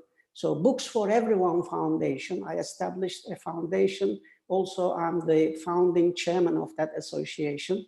Up to now, we have distributed 500,000 books to Anatolia, to children, to young people who need books.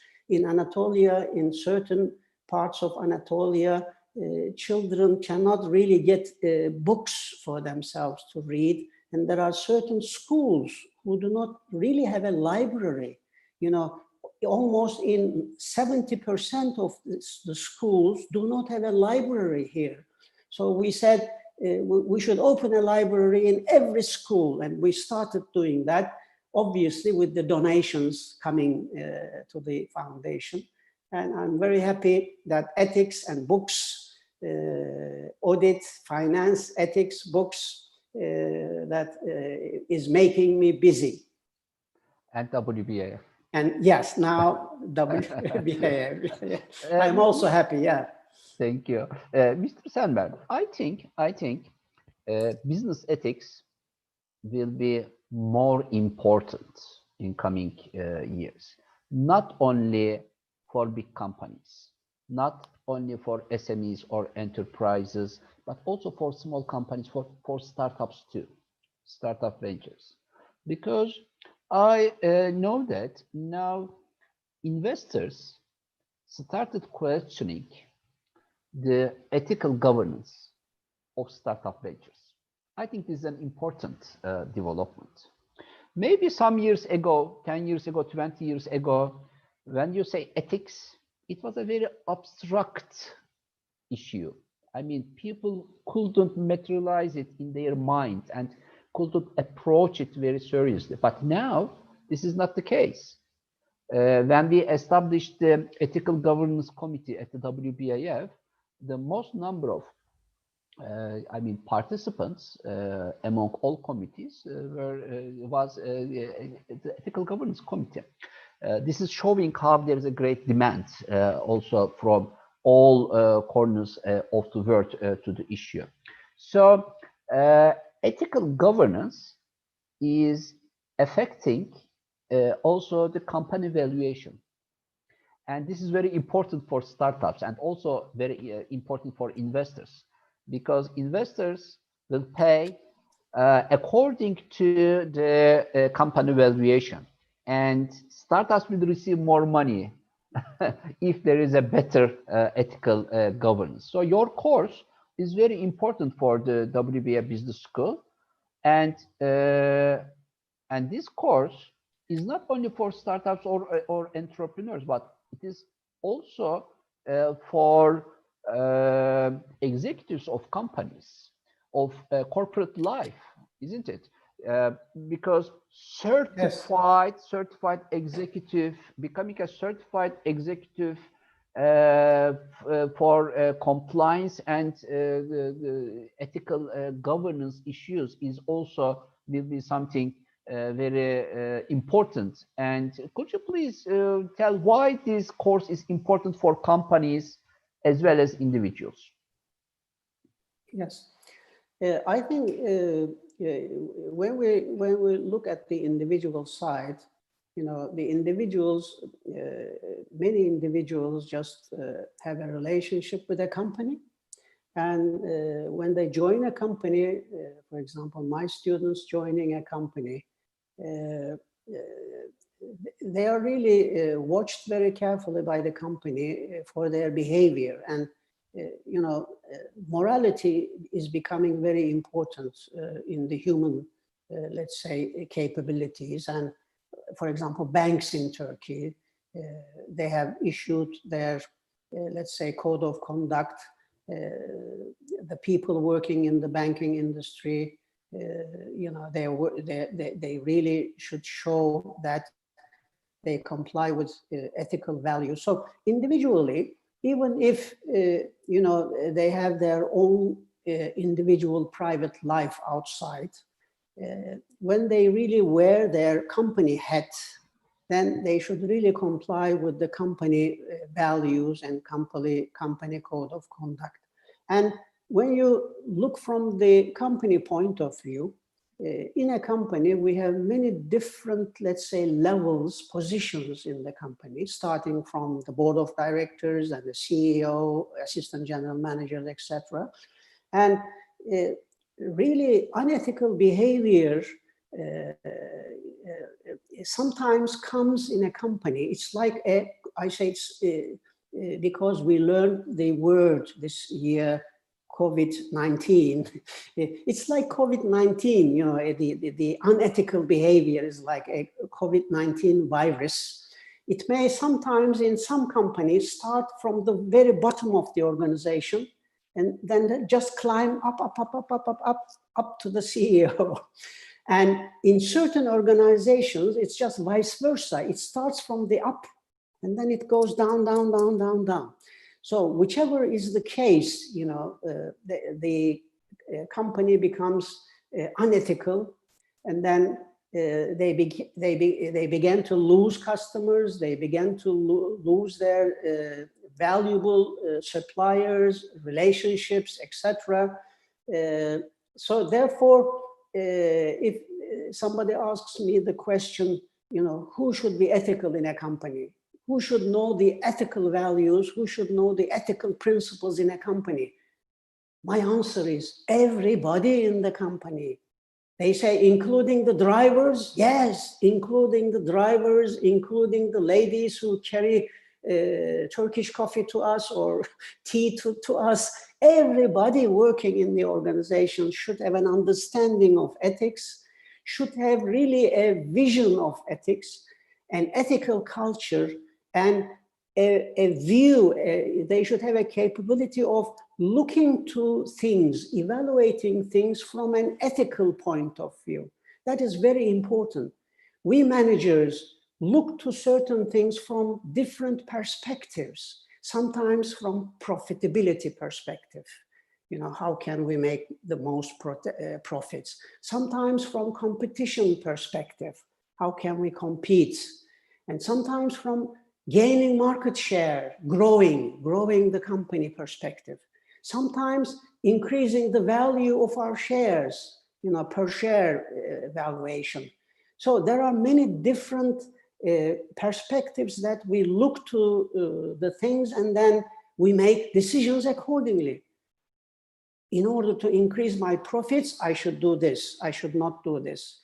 In order to increase the share value of my company, I should do this, I should not do this. So I say that the most important thing before I take such a decision to increase my sales volume or to get more market share or just to beat competition, the most important thing will be to look at the decisions, evaluate the behaviors, evaluate all the, let's say, problems from an ethics perspective. And I say to every manager that before you take a decision, whatever criteria you use to take that decision, don't implement that decision immediately. Put that decision aside. I just say, I took this decision. I am going to apply this decision, but before applying this decision, from your pocket, take your ethical spectacles, put it on, and look with your ethical spectacles, saying, is this decision ethical or not? Is this behavior, will this behavior be ethical or not? Would this implementation be ethical or not? And my recommendation is, if it is not ethical, please don't take that decisions. Please don't do that thing. But if you say, Mr. Bülent, what can I do? I should do it. I say, okay, do it, Ulan. No, do it. But I say, it is better for you to do something unethical, but to know what you're doing unethical is something really very important for us and something very important for you, because you will remember that unethical decision always in future. It will be in your mind always. The worst thing really is to take an unethical decision without being aware of the fact that it is unethical. Some people believe it is unethical. Some people believe it's the right thing to do. No, you're doing the wrong thing. That is the most difficult and most really problematic approach of a manager, to take a decision, to make an implementation, or to make a behavior, thinking that it is the right thing to do. That's the worst scenario. So I say it's our duty really to train the managers to be able to evaluate the situation from an ethical perspective and really understand that something is unethical there. If they think something is unethical, Then the next question is ethics here more important or profitability more important? It is up to the manager, you know. But at least if profitability is important and he takes that decision and he knows that it's an unethical decision, he will not perhaps repeat that in future. He will try to take certain precautionary actions in future so that he doesn't fall into the same situation again. Because when he sleeps, you know, he can't sleep well because of that unethical decision. Really, the duty here should be give the knowledge of ethics, train the managers to be aware of looking things from ethical perspectives. And when I'm teaching in the university business ethics courses, there are certain, let's say, cases that I share with my students, and I say, is this ethical? I say, who votes for that this case, whatever the CEO has done ethical? Half of the students say ethical. I say, who says unethical? Half of them says unethical. But I say, look, even in this class, it is the same case. Half of you say ethical, half of you say unethical. So therefore, you know, let me give you some tools. Let me give you some, you know, indications and a way to look at the decisions. So you will develop more skills for determining what is ethical, what is not ethical, and it really helps.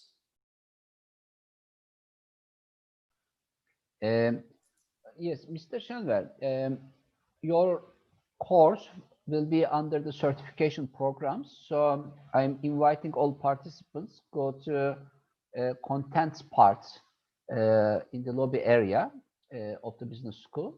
Please find ethics, qualified ethics and compliance executive certification program, and it is downloadable. Please download it and check the content. This course, after this course, you will have a proficiency test with 150 questions. If you pass the proficiency test, you will be certified by the WBA Business School as Qualified Ethics and Compliance Executive Certification Program. On the other hand, under the Executive Development Courses part, companies, institutions, even governments, governmental institutions will find, I think, a value by joining the course, Ethical Governance for Global Institutions course. In the first one, Mr. Sandler is going to address more to the individual, but here more to the individuals of institutions and more institutional governance. In the elective course part, you can also join short courses. I think they are very enjoyable, by the way. For example, a short course on understanding the virtue of ethics, understanding the unethical behavior of institutions and managers, values and ethics principles for startup companies. I think it is very interesting. How to overcome ethical challenges in institutions, basic and advanced, ethical and unethical decision-making process, how to develop an ethics code and code of conduct for your institution. It is very interesting. How to develop an ethics training program for your institution. How to develop an ethics audit program and audit reports based on international standards of auditing. Ethical case studies, analysis and discussions. How to fight ethical blindness in organizations. As a matter of fact, all of them are very interesting, Mr. Sandler. I mean, I will also join. I will try to join all of them because we are giving very importance at WBF to ethical governance. We develop a code of conduct and announced it in the General Assembly last February in Istanbul. And we want to develop it. Ethical Governance Committee is really working very hard. So I think participants will really find a great value by joining this course. And your energy is high, so it will be very enjoyable to take this course yeah, from you. Let me check if there are any questions. And by the way, yes, Fatima Ahmed says definitely joining the ethical course, of course. And Nick says challenging, creating change in culture. Yeah, these are all the things I think you will discuss in the course. Yes. However, so I'm thanking you so much for giving this opportunity to participants of the WBAF Business School, and also sharing your know-how and experience with the world learners. Thanks to Mr. COVID, now it is easier to connect with everybody from around the world. And thank you very much again for joining us, dear. Okay. Thank you very much, Baybars. I appreciate your energy and your motivation. Thank you. Thank you. Thank you very much. Bye-bye.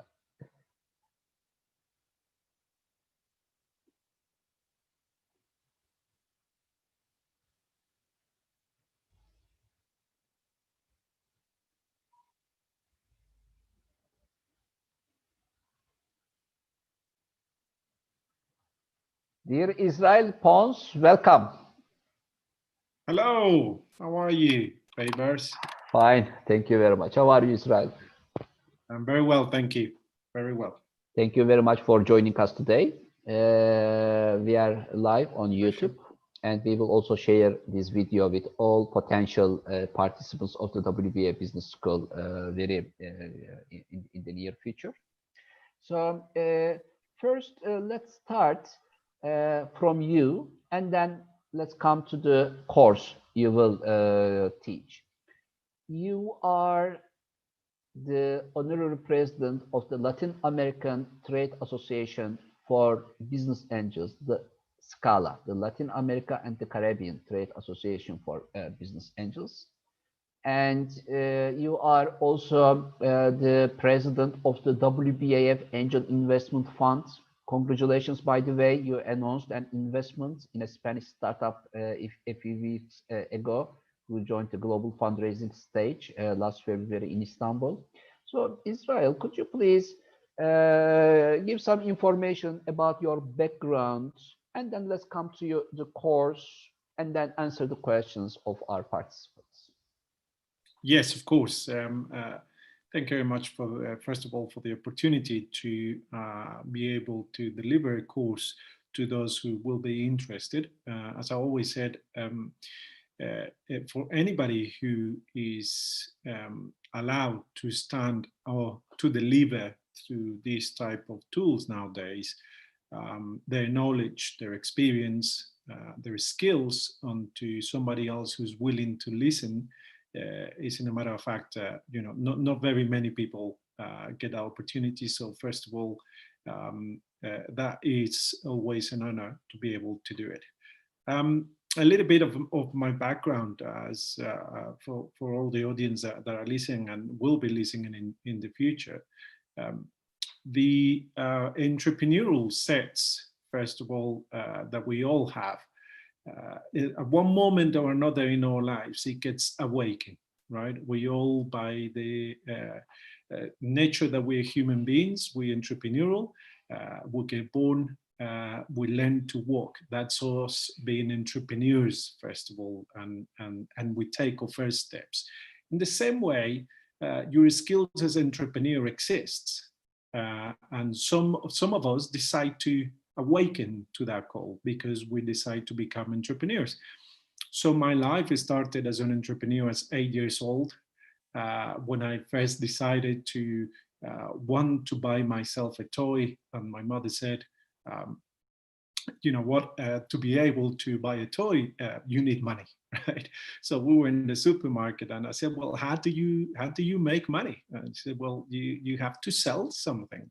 I said, well, I want to sell something, and she decided to buy some jelly for me. So that night at home, I boiled the water, I did the jelly, I put them in little cups, and I went out in the streets of Mexico City at 8 years old and I started to become an entrepreneur, and I started to sell jelly in order to raise money to buy myself a toy. What I did learn on that, something interesting, and I do remember it at that age, is that if I happen to smile longer when people were walking across me, especially businesswomen that were going to the offices on the corner where I was standing, they will buy more jelly from me. So my first sales technique was to use, as a little child, my smile. And I thought, okay, later on in life, you learn that those are marketing skills. One way or another, you have to learn them, because you have to be able to sell yourself. So that was my very, very first experience of knowing that you need to make money to be able to acquire, deliver a product to be able to get that money, and then an added value, which is the sales technique, and obviously it had to be a good jelly that I was selling. So eventually I ended up having and starting, like everybody else, some informal businesses, as it were, when you were a student. And I ended up moving to the UK and lived there for 25 years. So most of my professional life was done in the UK, always doing business in the leisure industry between the UK, Europe, and Asian countries. So the fact that I was an executive with this company, and let's remember this is in the early 90s in the UK, I was the only foreign member of the board, director level. The only one also at that moment in time was sort of a dark skin. So there were a lot of paradigms that were broken. So even back then, there were jokes about being on the board and being Mexican myself, hola to everybody. Whether, did I bring my hat with me to the board? Did I bring a bottle of tequila?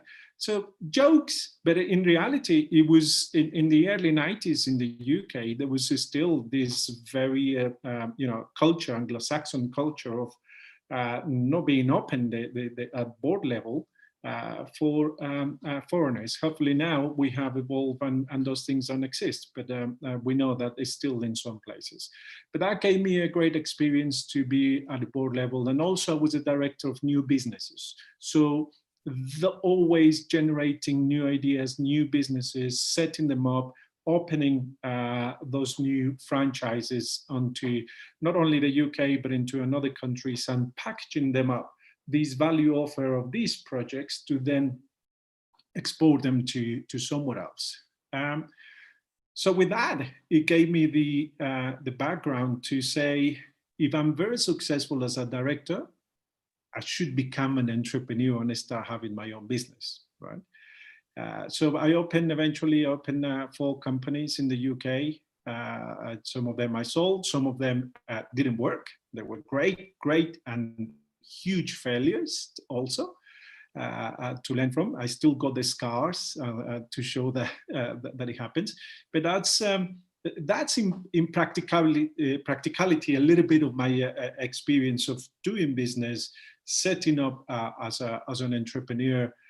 Let's remember, I was an entrepreneur when the word entrepreneur didn't exist. Right? There were no incubators or accelerators. There was the bank manager who asks you for the papers of your house, your marriage certificate and your birth certificate of your children. Just if you didn't pay, then they could take them all the way. That was the only funding that back then you had available in the UK, having been the UK at the forefront of angel investment, but back then it wasn't. And you were called a businessman. There was no word of entrepreneur, but you learned of the skills. You have to learn how to be an entrepreneur, how to be a marketeer, but because you were learning without a structure, you made a lot of mistakes. So I was the mistake that took me with one of my companies where I lost everything was because the previous company, I did really well. And I thought, I'm great.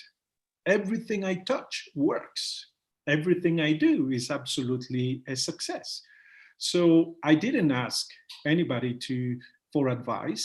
I didn't have a mentor, and I started making terrible mistakes. I didn't set up my business plan because it was all in my head. I could do everything. I was then an entrepreneur, successful. But Israel, no structure. it was all in your head, and you didn't have a business plan. But when a startup or entrepreneur approaches you to raise finance, the first thing you are asking is, where is your business plan? Yeah.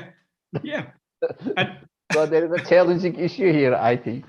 Do you know why I asked this question? You know, I was a dragon on the Dragon's Den show of Sony Pictures on the Turkish version on Bloomberg TV. And the first question is, what is your business plan? But one of the startups joining the program asked me, hey, Mr. Altuntaş, I read your book, because in my book, I thought everything was in my mind in 3D Max, like 3D Max. And I am writing the scenario and playing it. I never took the pencil and write it. In your book, you say you never had a business plan. And now you are asking me, without business plan, I don't invest in you. So now I remember that time. But my answer was, yes, I didn't have a business plan because I didn't need to raise finance from a third party. My business plan in my mind was showing the route map to me. I didn't need a third party finance, but you are asking my money. You want my money to raise your business. So show me your business plan. If you don't need me, then do without business plan. It is your problem. Israel, at the WBAF, as you know, we took an important decision and brought the qualified startup course to the curriculum of the business school. And you are going to deliver the advanced part, because there will be two parts of the qualified startup courses, basic and advanced. So in the advanced one, the one that you will deliver, it is really interesting because you remember our decision was, we have to teach to entrepreneurs and startups what angel investors are learning. Because and this is unique, by the way, this is the first time in the world, everybody is teaching how to prepare the business plan, how to prepare the business model, okay, but what are the investors, angel investors learning? What are they learning, for example, for negotiation skills with startups? What are they learning in developing the term sheets with startups and entrepreneurs? So the course you will deliver is the startup version of QBAC Plus, which is the qualified angel investor course. Modvena, you know, is lecturing it. Yeah. And Modvena, from UK. So could you please give some more information about your course? Because due diligence, everybody is talking about the due diligence for entrepreneurs, but nobody is talking about due diligence for investors. Developing a term sheet. Why everybody is expecting investors to present the term sheet? Why? Yeah. Because startups don't know how to develop it. Entrepreneurs. So, could you please make some comment about the importance of this course, how unique it is, and why it is important to learn what the investors are learning while investing in startups? On our conversation that we had during the committee, the startup committee opening previously, not long ago. One of the points that I mentioned is that there are very few startups around the world, entrepreneurs who actually manage to obtain investment.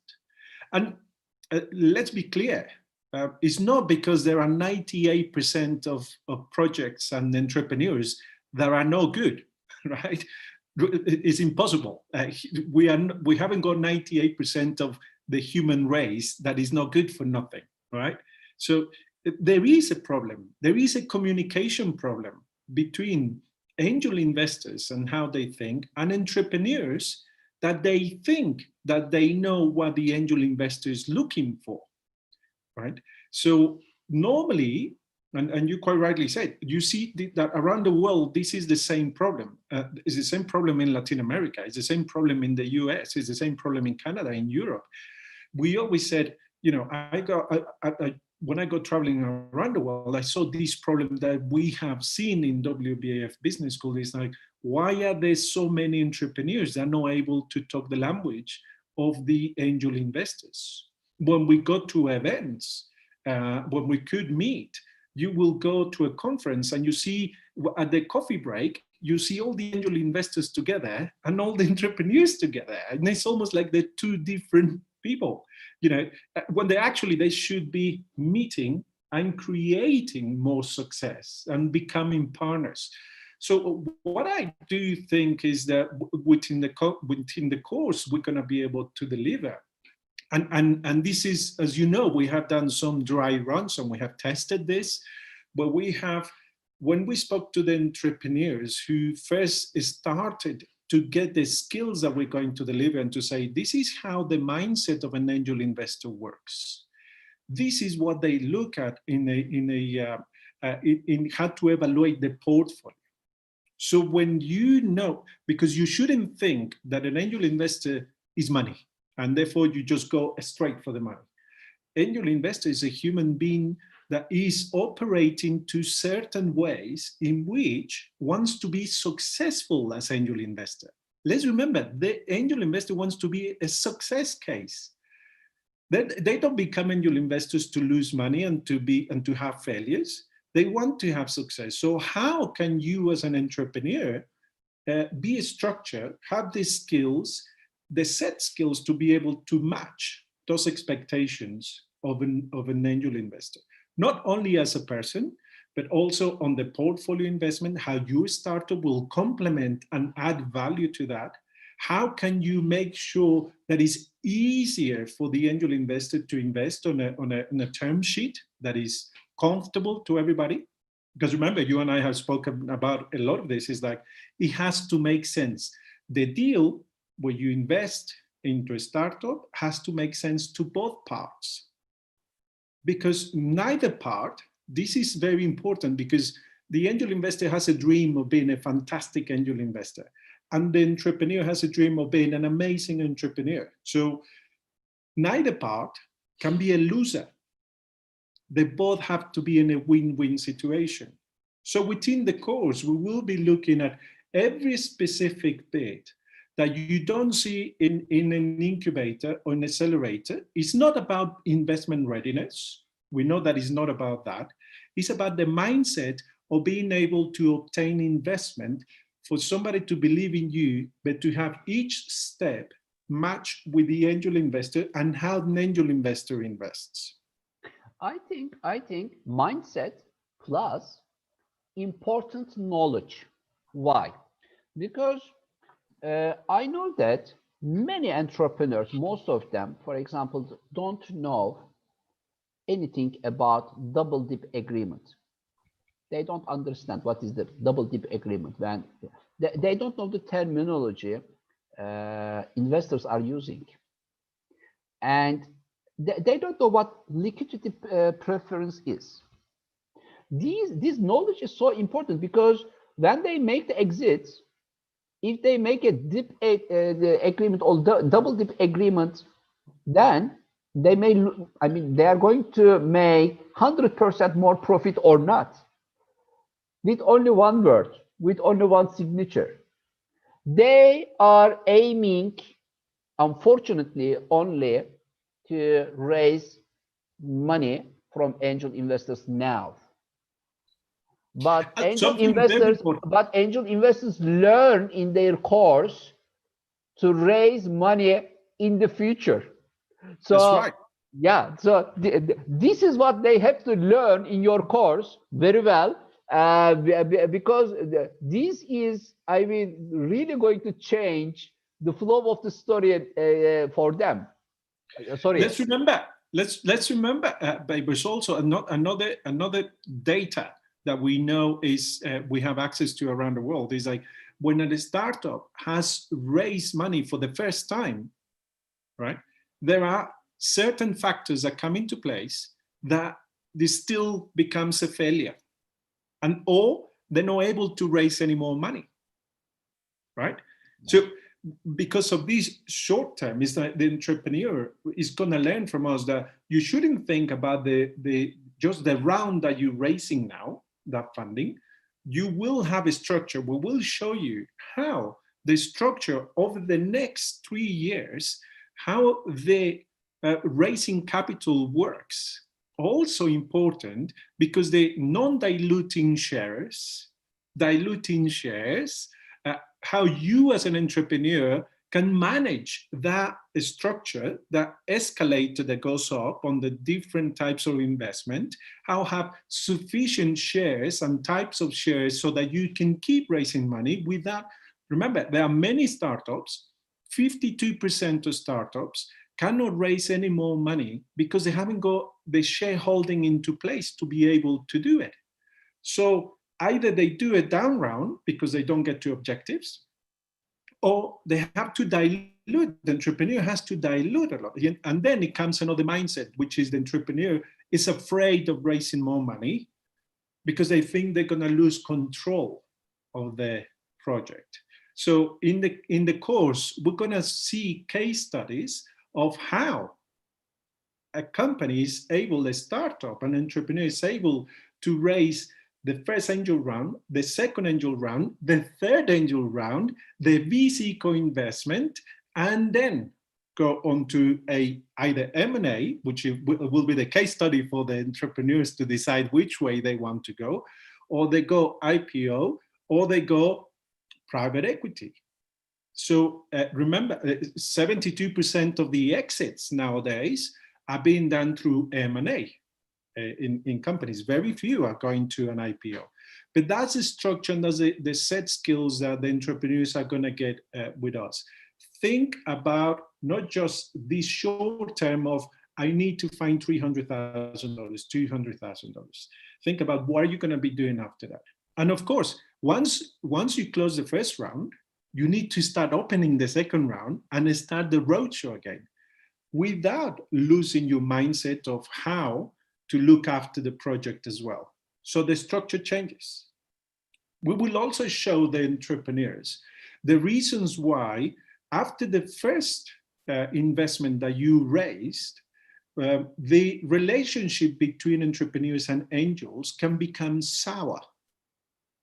And also the relationship between entrepreneurs themselves, founders, because that's the number one reason why after a startup raises money, it breaks up. Because when there is money, there is disagreement, right? So they have to have these rules into place. But the most important thing that we are going to do in the course is to give them a structure, give them paperwork that they can actually apply to their business, to their startups, that they can have the discipline of doing it. Because what a startup needs, as you said, well, we have our business or business plan in our heads. But when you have convinced somebody to give you their money, you need to be able to have a structure and you need to be able to have that discipline of being able to have that relationship with the angel investors.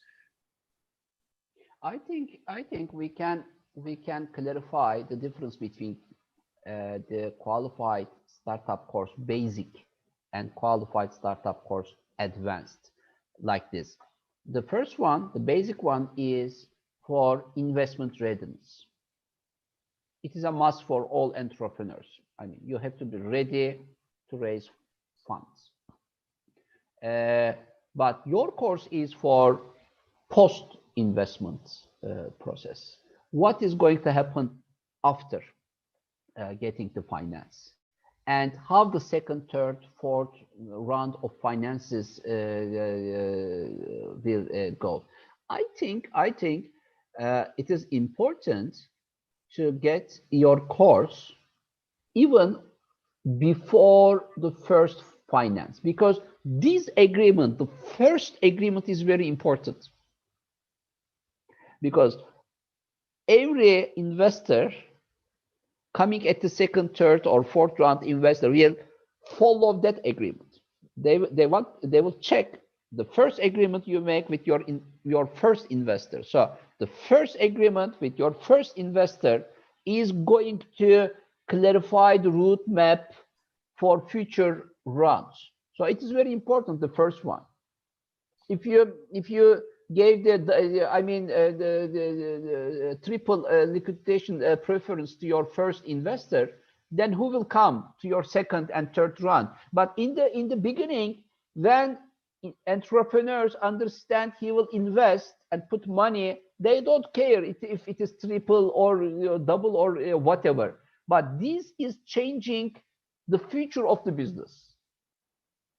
So I think I am strongly advising entrepreneurs to take the basic and advanced as a package to be really a professional fundraiser.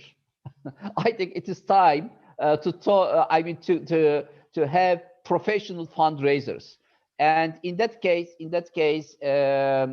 investors will also feel, I think, all right, because they will be happy to see, to meet with entrepreneurs. They are speaking the same language. It is very important. Israel, anything else you want to add? Yeah, I just think that what we have seen, and also with the experience in WBAF Angel Investment Fund, is that we want to see the entrepreneurs to be more prepared for this great stepping stone, which is accepting the first round on investment in readiness as a structure for the next rounds. There is the major concern for angel investors and early stage VCs is seeing that the entrepreneur hasn't got the structure for these future rounds, because obviously as an investor you want to see that the project is still growing and is able to attract more investment. So you will see the legal, you will see the structure, you will see the relationship, and you will see all the necessary skills that you need to acquire in the course to be able to then be sitting down at the board with your investors and have the confidence of your investors in your project as the jockey of the horse that you're driving, but also to make sure that that horse can keep winning races. That is the whole point. You need to keep winning races, and for that you need to feed the horse, you need to water the horse, and you need to train the horse. And for that you need investors behind you supporting you. I think let's close this part. Investing in the right team is important for investors, but invested by the right team is important for startups and entrepreneurs. So I think WBA Business School is a good school to give opportunity for investors and entrepreneurs to understand each other much better in the future. Dear Israel, I think participants can visit the WBA Business School website, and please go to course contents part and find the qualified startup courses, download the documents and read more about Israel Pon's course, and go to registration part to have an idea about the course prices, and go to video part of faculty members where you will hear more about Israel Pons with his own words. Dear Israel, thank you very much for joining us, and let's keep in touch. Thank you, dear babies. Goodbye, everybody, and I hope I'll see you in the classroom, virtual classroom. Looking forward to it. Thank you very much, Israel.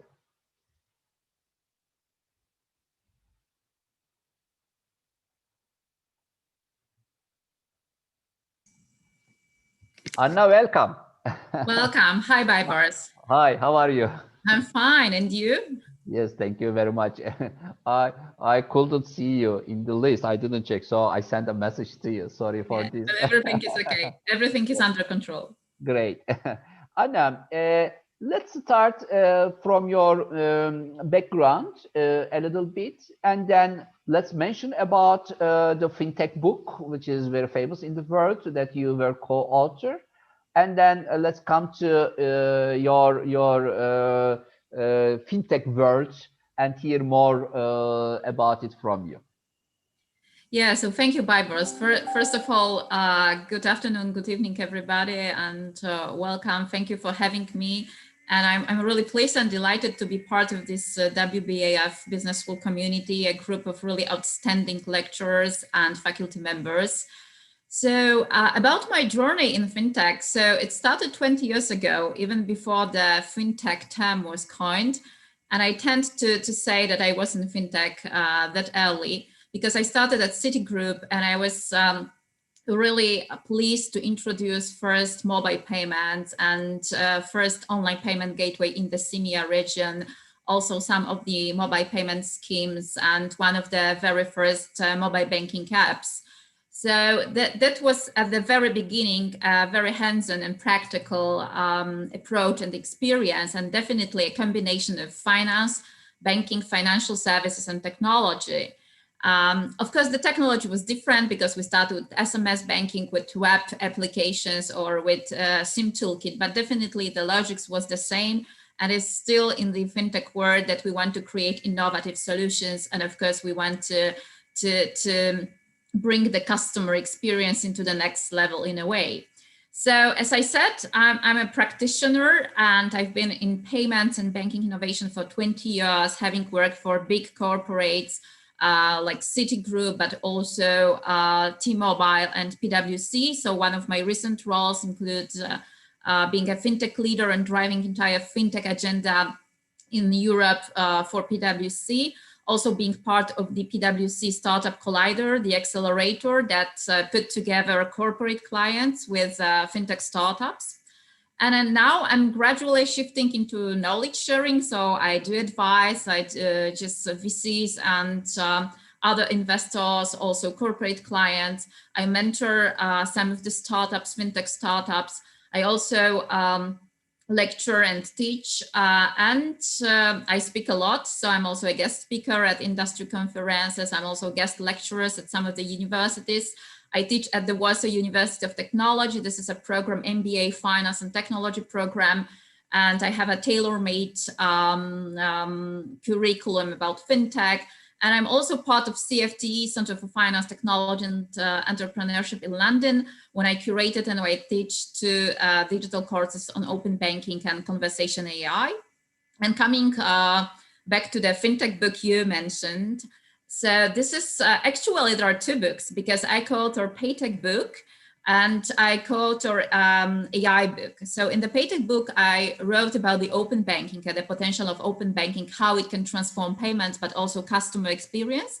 And in the AI book, I wrote about conversation AI and its application to banking and finance. So this is exactly a series of very well-known and recognized books. Some of them are already bestsellers and best-selling books on Amazon. So Fintech book and Paytech book and AI book. And it's being published by Fintech Circle together with Wiley Publishing House. So yeah, and I'm also part of the European Innovation Council. This is last but not least, when I do just evaluate a lot of startups, including fintechs, and we just decide, we discover the innovative companies across Europe, and definitely we decide on these companies to get financing from the EU, from the public money. So as you see, I just every year I see a lot of fintech startups, and probably I've seen hundreds, even if not thousands of startups, tech startups, including fintechs. And I do build cooperation models between corporate clients and fintech startups in frames of open banking, in frames of the open innovation. Okay, I am a startup and I want to, I hear financial technologies is a promising area. Banks are investing or taking companies inside of the bank, incubating them, etc. So I want to develop a fintech project. Option A, or option B, I have a fintech project. Option C, I am the one of the executives of a bank, and we want to understand how the bank can develop from this fintech movement. There are 3 different profiles here. So your course is addressing to which one? Maybe none of them, maybe all of them. I don't know. Choose your best option. No, for sure, all of them, because first of all, one of my principles is that we are talking here about very collaborative and innovative ecosystem. So ecosystem, this is a key word. So if we build ecosystem, we have a multi-stakeholder approach. We have also a kind of platform here, especially applied to open banking, which is a very hot trend in the fintech.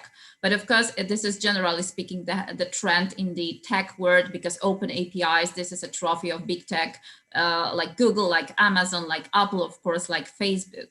And my course, my fintech course, which is called Fintech Outlook, Trends and Technologies.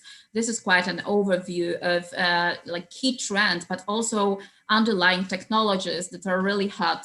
And I do combine like a consulting approach, so like a global strategic approach, but also hands-on experience. So this is a combination of my expertise and my experience, because I build these collaboration models and I know what is really hot, looking from the perspective of banks and financial institutions like incumbents who really do a lot of corporate innovation, open innovation.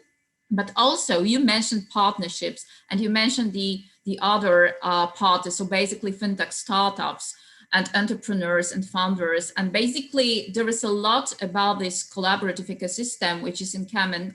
And we talk about partnerships models. So I will just focus on partnerships models, how to build successful strategies, how to build successful collaboration models between banks and fintech. So you have these 2 parties into this equation. So it will be really relevant for both stakeholders, for banks, for corporate employees who are dealing with innovation, with open innovation, but also from fintech startups. Because we have like 2 different agendas here. So we have a kind of strategic agenda, which is common for banks, and also a kind of tactical agenda. This is how I call it, which is common for fintech startups. And they have to get together. They have to fit in a way. So definitely they have different perspectives, but no matter what perspective you take, this course will be definitely relevant for all the stakeholders, because it combines, as I said, this outlook, the global approach with the very practical experience. And having said that, nevertheless, that definitely will be also relevant for investors, because I will also cover investment landscape.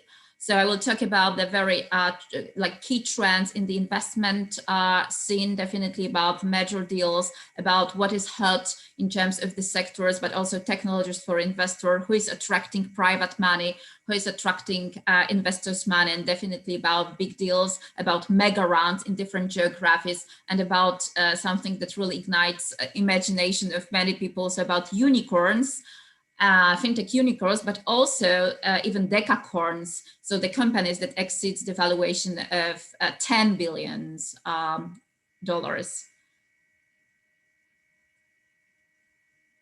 I think understanding the importance of a working ecosystem, I mean fintech ecosystem, let's say, or paytech ecosystem, because they are very relevant with each other.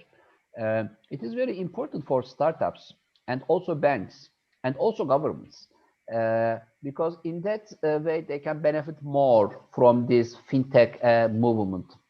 But after this COVID issue, what do you think about the importance of digital inclusion? Because now we are talking about if the digital infrastructure of the world economies are fine enough, because more important now than the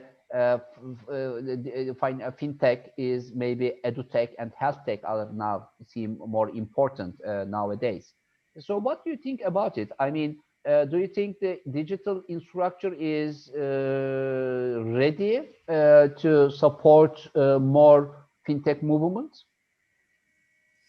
Absolutely. So, of course, my course falls under the agenda of business transformation courses. So definitely it's about business transformation, about digital transformation, open innovation or innovation, corporate innovation, but put in the context of fintech. But fintech, this is one of the very innovative tech sectors that's also transforming or impacting or absorbing other sectors. So this is a part of digital transformation agenda. And as we see, we all as tech companies, but also some other incumbent companies in different sectors, we embark on this journey early. But as we all witnessed during the pandemic situation, digital transformation has accelerated or has been accelerated due to the COVID-19. As you like to put it, Mr. COVID.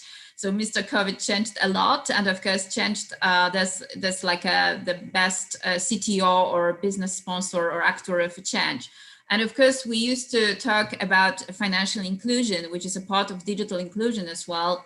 But digital transformation that is happening in the world, if you just take the example of digital payments, but not only about the payments which are at the heart, they are core of fintech, as you mentioned, paytech is very much at the heart of fintech. But definitely if we look farther beyond AI is a cross-sectoral technology, but I will also talk how it can be applied into finance and banking. If we talk about automation, RPA, robotic process automation, if we talk about data analytics, and of course, if we talk about voice navigating services, if we talk about chatbots and voice bots. So definitely this is a part of entire digital transformation, and fintech should be incorporated into this. And we see the change not only happening in companies, in banks, or in the industry as industry representatives, we also see how it really impacts people's life and how it does transform people's life. If we look how people just interact with banks, with financial services, how they do pay, but also how they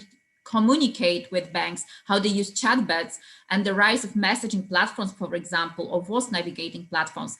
So this is a part of module 1 of my course when I explain what are the driving forces, what are the drivers for fintech to be enabled. When I talk about the messaging platforms that are on the rise everywhere in the world, not only in Asia, when I talk about mobile first, and of course, when I talk about the changing landscape in terms of demography, in terms of social change, and digital inclusion is very much of importance. And of course, what we do, we don't only pay, we also shop, of course, online. We do almost everything now. So we interact with different services. And also we do learn and we do teach using the digital technologies nowadays. And you mentioned also that there are different stakeholders. They are not only banks, that are not only fintech startups or tech startups, but they are also just governments, public sector, academia. So different stakeholders into this, not only fintech, but digital ecosystem. So I'm always, when I talk, for example, about open banking, which is again, one of the very hot topics and hot technologies or trends. So definitely, I always underline the importance of the collaboration and inclusion in terms of the collaborative and inclusive ecosystem that we want to create here. So if you took this perspective, so of course, it can't be done without financial inclusion, but it can be done without digital inclusion. And I mean, sometimes I also use the term digital fitness, because you have to know how to use all these digital tools. And of course, it's not that easy for many people who don't have access. Of course, almost everybody has access to mobile phone, not necessarily a smartphone that can be program. And of course, you have a programmable tool and you can download different applications and you can use a lot of functions. But some people, they don't have just smartphones, they have mobile phones, for example, in India. That's why, for example, Google Pay, they launched audio QR codes to enable these people and basically to get them give them access to financial services. And this is one of the examples how technologies can transform people's life and their financial lives as well. And we'll definitely mention the big tech companies as well as stakeholders here. But to be digitally fit, it means that you are just empowered to use different digital technologies when you search for education, when you search for financial services, and even ourselves, we have to use different platforms, we have to use different navigating tools, and we really develop this digital fitness nowadays. I think this pandemic business environment increased the importance of fintech. Nobody wants to touch money. Everybody is trying to keep themselves a little bit, I mean, more distanced with touchable things. And financial technologies, I think, will be very supportive to the idea of keeping social distance from everything. So do you think banks will invest more in fintech area? Absolutely. So of course, it starts with collaboration models, but there are different collaboration models that are not only partnerships, that are different types of incubators, accelerators, but also just direct investments into the fintech companies, including some acquisitions of fintech companies. But if we talk about the willingness or readiness of banks to invest in fintech, definitely we can talk about the particular companies, fintechs, but also about the fintech as a sector and the technologies. So you mentioned one of them, so digital payments. And of course, we all as consumers, not only as industry representatives, we witness that. So we see the shift into that digital payments. So first of all, cashless payments, because as you said, nobody wants to touch cash or touch anything. So this is a touch-free way of doing transactions, of making transactions, but definitely this is the beginning. So we have the cashless payments, but also digital payments in many different ways. We have biometrics, we have, of course, e-commerce, and we see the rise of e-commerce transactions, including online and mobile, in-app payments, and especially exactly the digital payments in the mobile, and also the voice navigated payments. So we'll definitely touch upon that because this is connected to the conversation AI and the chatbots and voice bots that are also on the rise. So this is one of the first of the trends. And the other, you also touch upon that, this is exactly about the remote interacting with brands and with services, and also about automation. So banks are very much ready and willing to invest in artificial intelligence and RPA, robotic process automation. And even there are some trends showing and some reports showing, of course, that 2021 will be exactly the year of automation. Automation, of course, is also a source for savings for banks. So this is not only about being innovative, but this is like a tangible commercial impact here and a lot of savings because you can automate certain processes, not only in the back end, in the back office, but also in the front end, in the customer service. And again, this very much comes together with conversation AI when you interact remotely with virtual agents, with virtual assistants using either text, so messaging platforms, or email, but you can also write to the machine. You can also talk to the machine as well, and definitely using voice. And voice is exactly on the rise as well. We even talk about voice economy here. But in my course, in the module second, when I talk about the trends and underlying technologies, I will touch upon this main digital payments, open banking, open APIs, and AI, including conversation AI trends. So this is very much the year of change, not only 2020, but I'm looking forward to 2021 already, and in the coming years that we'll definitely see a lot of acceleration in the remote technologies, in digital transformation, in digital payments. some years ago, for example, I was invited by a startup to invest in a, digital payment system, and I was really interested in this. But unfortunately, when I see the regulations in Turkey, it was something illegal. I mean, it was impossible to make a transaction legally through this system. And I didn't invest. But some years later, regulations changed. And this startup became very popular in Turkey.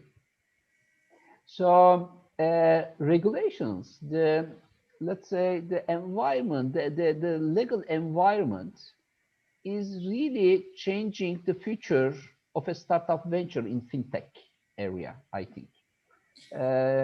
And also it is something supportive or frustrating issue for investors too.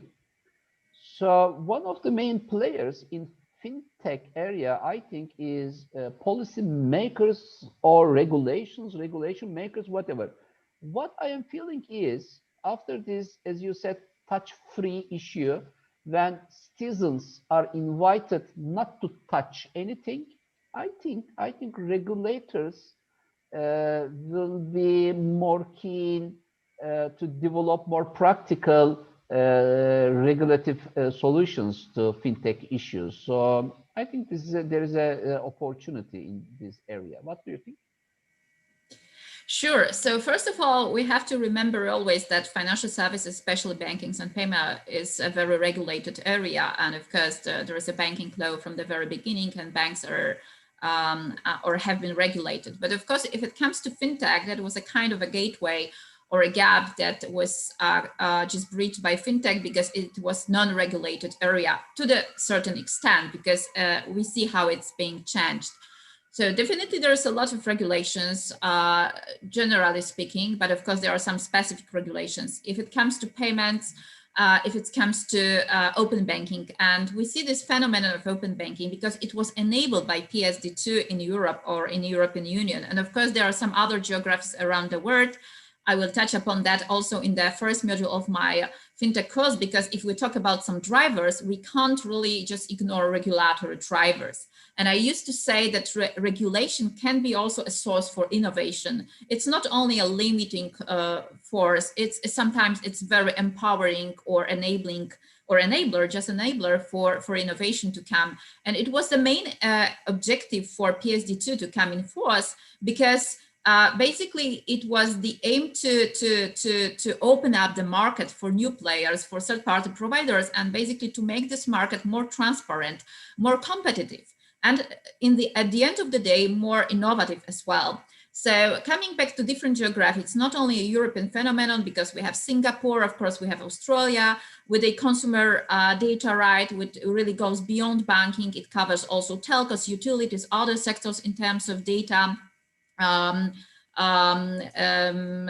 processing. So definitely there are other geographies. And of course, there are more and more regulations to come, because we see how this landscape and how this environment is changing, and it's a fast-paced environment. So that's why we have also some EU, just a kind of a white paper on AI, when we talk not only from the point of view of banking and financial services, but other tech sectors. We talk about responsible AI, we talk about explainable AI, ethical AI, how of course algorithms should be created and how they should be explained to consumers. We talk about data protection, we talk about cybersecurity. There's also a new, a kind of indication from the EU on digital finance and digital finance agenda for Europe. So there's a lot of acts, and there is a lot of legal measures and actions. But of course, we should remember that this is very much liberating as well, because it can stimulate innovation. So we'll definitely see a lot of new players into this area. We talk about PSD3 already, about open finance. There is also a kind of advisory group in the UK working on open finance, so how we can integrate other sectors around banking and of course around finance, like insurance, like pension plans, like wealth management. So it's a lot of happening and it's very exciting, and definitely I will be excited to share my knowledge and my practical approach with my students. And probably last but not least, something about fintech, which is a very exciting and hot topic, not only for banking and financial services or even payments, but for entire tech world, because fintech has a lot of transformative powers or even superpowers. This is how I like to put it, because it can definitely transform people's life, and it's very much about inclusion and collaboration. But we also talk about the phenomenon of embedded finance or embedded payments, and it can really absorb other sectors or other verticals. If you look at real estate, if you look at travel, which is not a very good example nowadays in the pandemic, but even into the retail and education. So everywhere there are payments, and everywhere that are either lending or crediting services that can be connected to fintech, but definitely they are very much related with some of the events in the sectors that I mentioned. So this is a kind of embedded finance that can be really just found in other sectors. So this is the idea, and fintech has really transformative powers and power of impacting other sectors than financial services and banking per se. Responsible finance is one of the issues of G20 agenda, by the way. So I think responsible finance and impact investment will be two keywords of the new normal, let's say. We have a question from Abdul Halik El Kasi. As fintech continue to evolve, technical advancements of big data, blockchain, and AI will cover more traditional banking functions. For these trends coming, what do you think for fintech entrepreneurs to compete in this industry? Oh yeah, thank you for this question. This is kind of a general question, because there is a lot of technologies like big data and of course AI and blockchain mentioned, and they can be connected, but they definitely different technologies, and every of these technologies has its own specific. But how to compete? Definitely, this is very much dependent on the strategies, and I will also cover the successful strategies and the implementation in my course. So very much depends if you look from the perspective of the bank and if you look from the perspective of the entrepreneur or funder, because you can either build a standalone venture, or you can just try to collaborate or to partner with the incumbents. So very much depends, because as we said, banks are very much ready and very much willing to invest in new players, but also invest in new technologies, and AI definitely, and big data is on the agendas. Blockchain very much depends, but also it applies to payments, it applies to cross-border payments, to peer-to-peer payments, but also to many other, also to crediting, many other areas, not only in financial services. So this is a very broad question, and definitely I can just showcase some of the example in my course. And so if you want to find out more about the successful strategies, so you can find out that in my course. So, and you mentioned, just coming back to your last question, Biber, so you mentioned impact investing, and definitely, so this is very much about sustainability and sustainable finance as well. So we will see much more of sustainable finance or impact investing, everything connected to that coming in the next year. And I think this is a kind of a trend as well. So if we talk about how finance and especially fintech can transform environmental approach, social approach. So this is very much related or connected to SDGs as well, Sustainable Development Goals created by United Nations. And we see this transformation, and we see how fintech and financial services, not only financial inclusion, can really just contribute to environment and social development. I'm inviting all participants to visit the WBAF Business School website. Please go to course contents part, find business transformation document. Please download it, and you will see Anna's course there as a business transformation course. And please check it because there are more details about the course in this document. You can also visit the registration area to have an idea about the course price. And if you have any questions, please feel all right to send a message to the Secretary General of the school or get in contact directly with Anna through LinkedIn. Dear Anna, thank you very much for joining us. And let's empower the world economy through financial technologies. Yeah, thank you very much. Thank you so much. Thank you for having me. And I'm looking forward to your questions and also to seeing you all at my course. Thank you so much. Thank you. Bye-bye. See you. Bye-bye.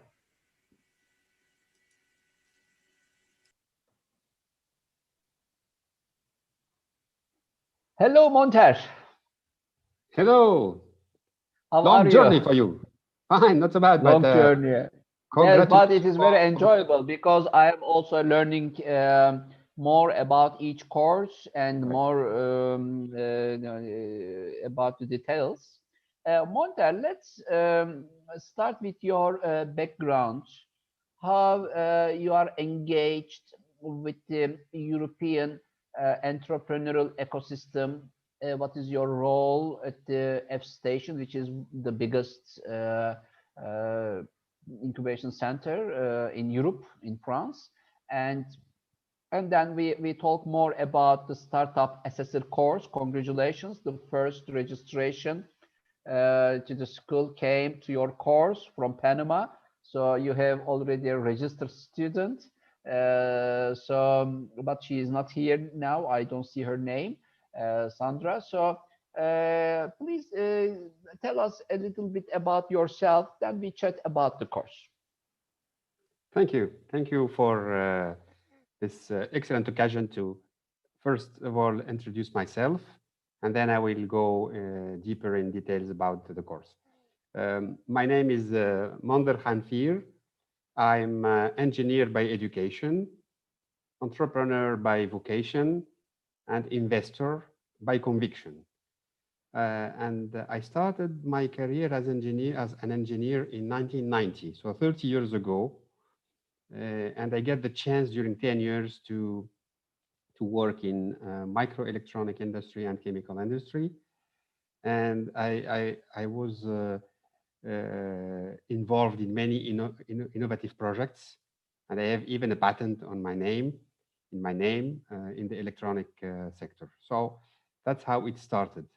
And in 2000, I entered the digital era with a startup I co-founded, which was disappeared 2 years later, but it was a very nice experience.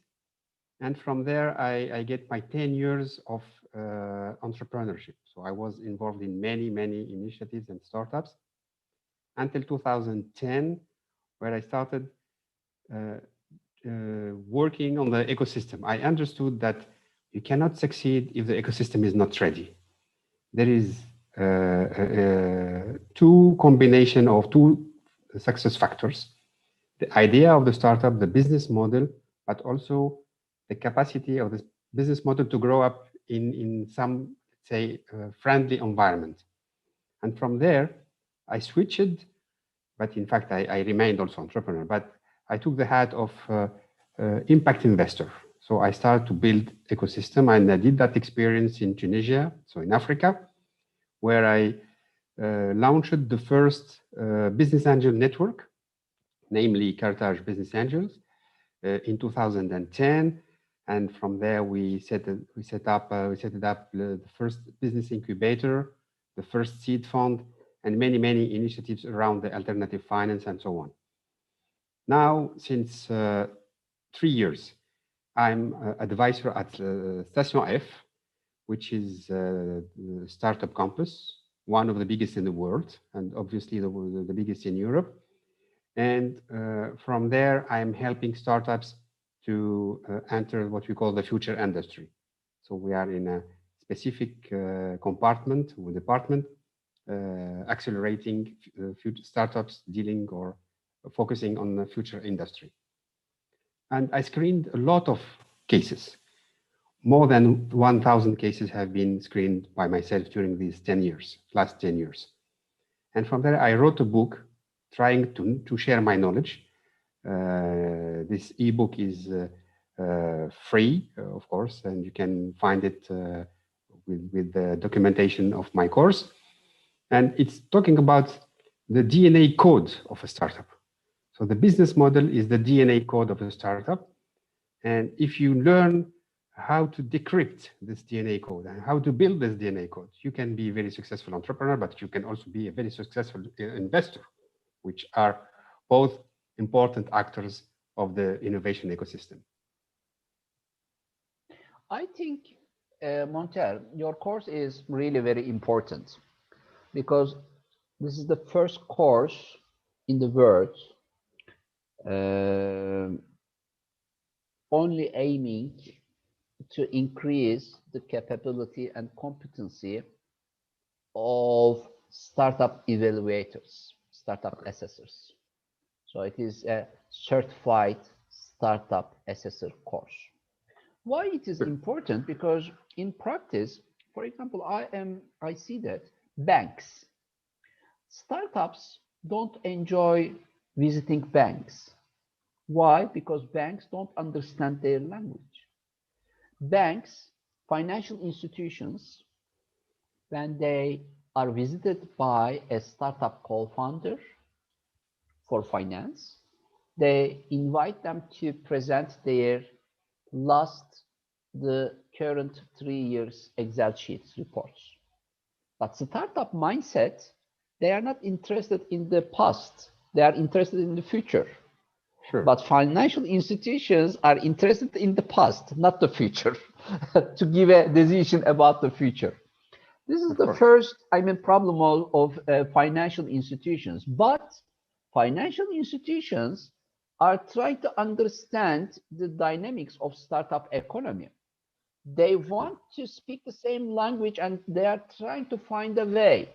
I think this course is also very good, a good opportunity for executives, for staff of financial institutions, because they will be able to start understand the dynamics of startups, and they will also, I think, increase their ratio in the startup economy as a bank or as a financial institution, whatever. On the other hand, the consulting companies like Deloitte, like PwC, like Ernst & Young, or for all consulting companies, they are also trying to understand what is happening in the startup economy, and they don't know how to understand the numbers of startups. And so I think it will be good for these consulting companies also to benefit from this course, startup assessment course. I think it is very important for them. For sure. Also, you're right. Yeah, please. You're right, Baibars. You're totally right. The divergence is in the points you mentioned. First of all, the language between the entrepreneurs and the investors, there is a gap, a big gap. So this course could help to bridge the gaps and to give a vocabulary that will be easy to understand for both sides. And so the concepts should be clarified. And this is what I am aiming through this course. And the other maybe point behind what you said is that the investment decision for decades and even centuries was based on business plans. So a startup could show a very nice business plan, but at the end of the journey will fail. So, and here you see that there is a divergence on the projections and the reality. What is happening in the true life is that the startup is just looking for a sustainable and scalable and profitable business model, which is not mentioned clearly in the business plan. You cannot say, I will make a business plan and I will predict the pivoting. So how to add to the business plan, to financial reports, to financial models, another report looking to the DNA, the soundness of the business model of the startup. and it's an art. And maybe if you allow me, I have a short video of 2 minutes. I can just display it now, and then I can enter in details in the course curriculum. Okay, with your permission, Baibars. Yes, please, please.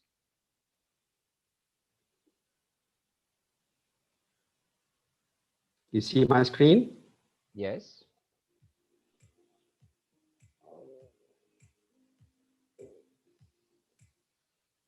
Assessing business models is an art that business angels have to master when they are training investment opportunities. The objective of this certificate is to professionalize startup assessment. It will grant the best participants that will show outstanding capacity in understanding and evaluating the soundness of a business model and its potential impact in the market.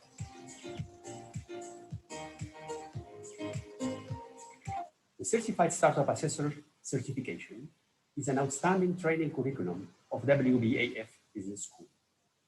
It will enable you to master the art of startup assessment with an exclusive methodology known under the name of module cards that is described in my ebook, The Startup Business Model Design and Implementation. This program includes a mix of online and offline courses, in addition to role-playing workshops, hands-on exercises, and case studies.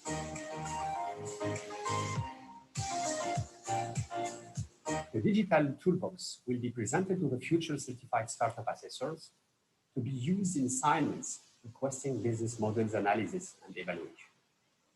With this certification, you will also have credentials in mentoring entrepreneurs and in assisting startups in their business development and fundraising strategies. If you are a business angel, a VC, a mentor, a coach, or a business incubator and accelerator manager, this certification is for you. I will be happy to see you joining this course.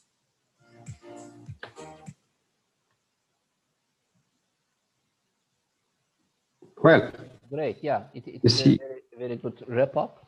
By the way, teaser. Yeah, it is very good. Monter, by the way, you know, there are many business plan competitions around the world. I mean, even from the high schools to universities to companies, business plan competitions are now very, and there are some entrepreneurs who are continuously joining the business plan competitions and raising finance from these competitions. And these competitions are inviting 5 or 10 jury members to vote. And these votes are very important because startups are awarded according to these votes. I think certified startup assessor course will be very instrumental to find good, knowledgeable jury members.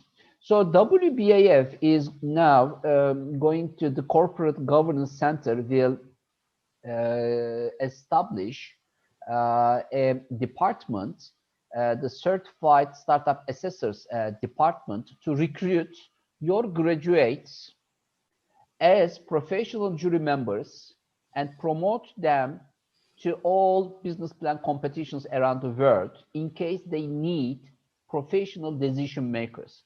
Because these decisions will really change the destiny of startups joining these business plan competitions. And we believe we shouldn't leave the floor to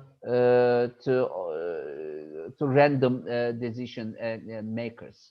We should bring a good discipline to this jury membership, and this will be the contribution of the business school through your course program. For sure, the Certified Startup Assessor course is designed to help professionals who are in a position to assess the soundness of a business model and its impact or expected impact in the marketplace. And it's useful for the entrepreneurs and investors, both sides. So, of course, if you are a judge in a competition, You can do it, let's say, intuitively by just checking some boxes or answering some questions, usually 10 or 20 questions about the pitch. But you are not screening in details all the strategic information that is produced or used by the startup. And that's why we will rely in our methodology on a tool called Mudir Cards, which is a platform where we can put all the data concerning the startup, of course, the environment of the startup, but also internal processes and business processes running in the startup, in order to see clearly its capability to grow and to make let's say, to hit success, to make a sustainable growth. Yeah. So, could you please give more detail about the Muntier card system, because I think it will be very instrumental for participants to learn how to use it. Right. First of all, the course will start giving a conceptual framework for the startup assessment, okay, methodology. And I will introduce a model, a specific model of a business, what we call the startup DNA. And we will see the components of this model. And from there, we will start collecting the data required to qualify the soundness and the relevance and different, let's say, proofs that what we have in our hands for the startup is sustainable. So that's why the first course, the first module, will start with what you call the startup norm and extracting startup DNA, which is in fact the pillars of the Mudir Cards methodology. This is a toolbox and it's online. People can, from now, if they are interested to see how it works, just enter mudircards.com and they will have an idea about how it works. Now, in the module number two, I will introduce the requirements for a proof of relevance. So how the startup intend to capture value in its ecosystem. And from there, how it will build and connect capabilities. Because the startup, when it is young, it could either build its own capability or connect to existing capabilities. And this is also very exclusive methodology and with the specific tools that will be disclosed during this module 2 to reach the module 3, which is about the innovation process. It's not only having a value proposition and some, let's say, capability that we will beat success. We have to prove that the startup has the capacity to innovate every time and during, let's say, it's all the life of the startup.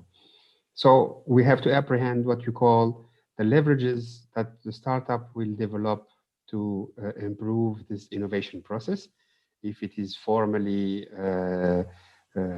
documented, if the key people or the key person working on this process are using some specific tools. So you see, we go really in details, okay? And of course, this cannot be done if we don't have access to the information. That's why when we assess a startup, we need to have direct contact with the founders or at least people working in the company. To arrive to the module 4, which is assessing the marketing strategy. And here, this is commonly checking the positioning of the startup. So we have to check the environment of the startup, the market, what are the forces, different forces existing in the market, and also the marketing mix strategy of the startup. Usually a startup has to implement not only 4 or 5 or 6, it have to implement 8 P's. And I would describe these 8 P's in that module. And the module 5 is about the funding strategy. Of course, if you have a commercial strategy, you need an investment plan, and this investment plan should be covered by funds. And from there, this is the proof of scalability. And during that module, I will explain how we map the risk and how we prepare, let's say, a convincing financial plan and funding strategy. The courses are also implemented through workshops, interactive workshops, where each participant have to prepare a research paper on a business case. So the participants will be invited to select a case, a business case, and to work on it in 2 ways. First of all, as a research paper. This is a kind of report. So that's very important because an assessor in his, let's say, in the practice, he will have to produce reports. So we have to work on the capacity of participants to write down consistent reports.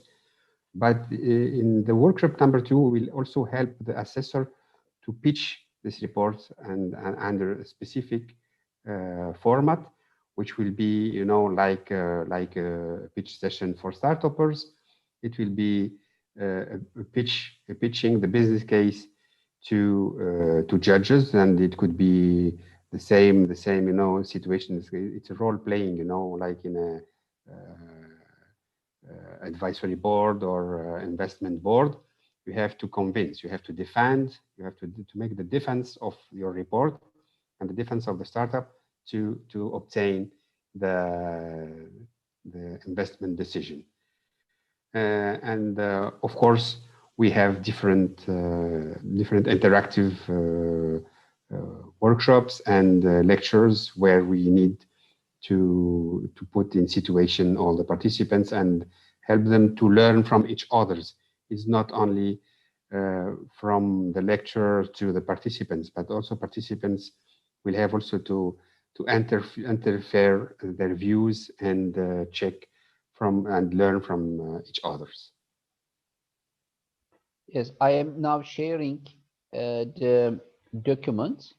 I think everybody can visit the startup assessor course document in the WBAF Business Schools page. Go to course contents, please, and then you can download this. Who is this course for? The basics. And what about the modules? And I think it will be very useful. Yeah, I think this is what you have mentioned, isn't it? The conceptual framework for startup assessment, the module 1, and evaluating startup capability, module 2, mastering innovation process, assessing marketing strategies, assessing funding strategies.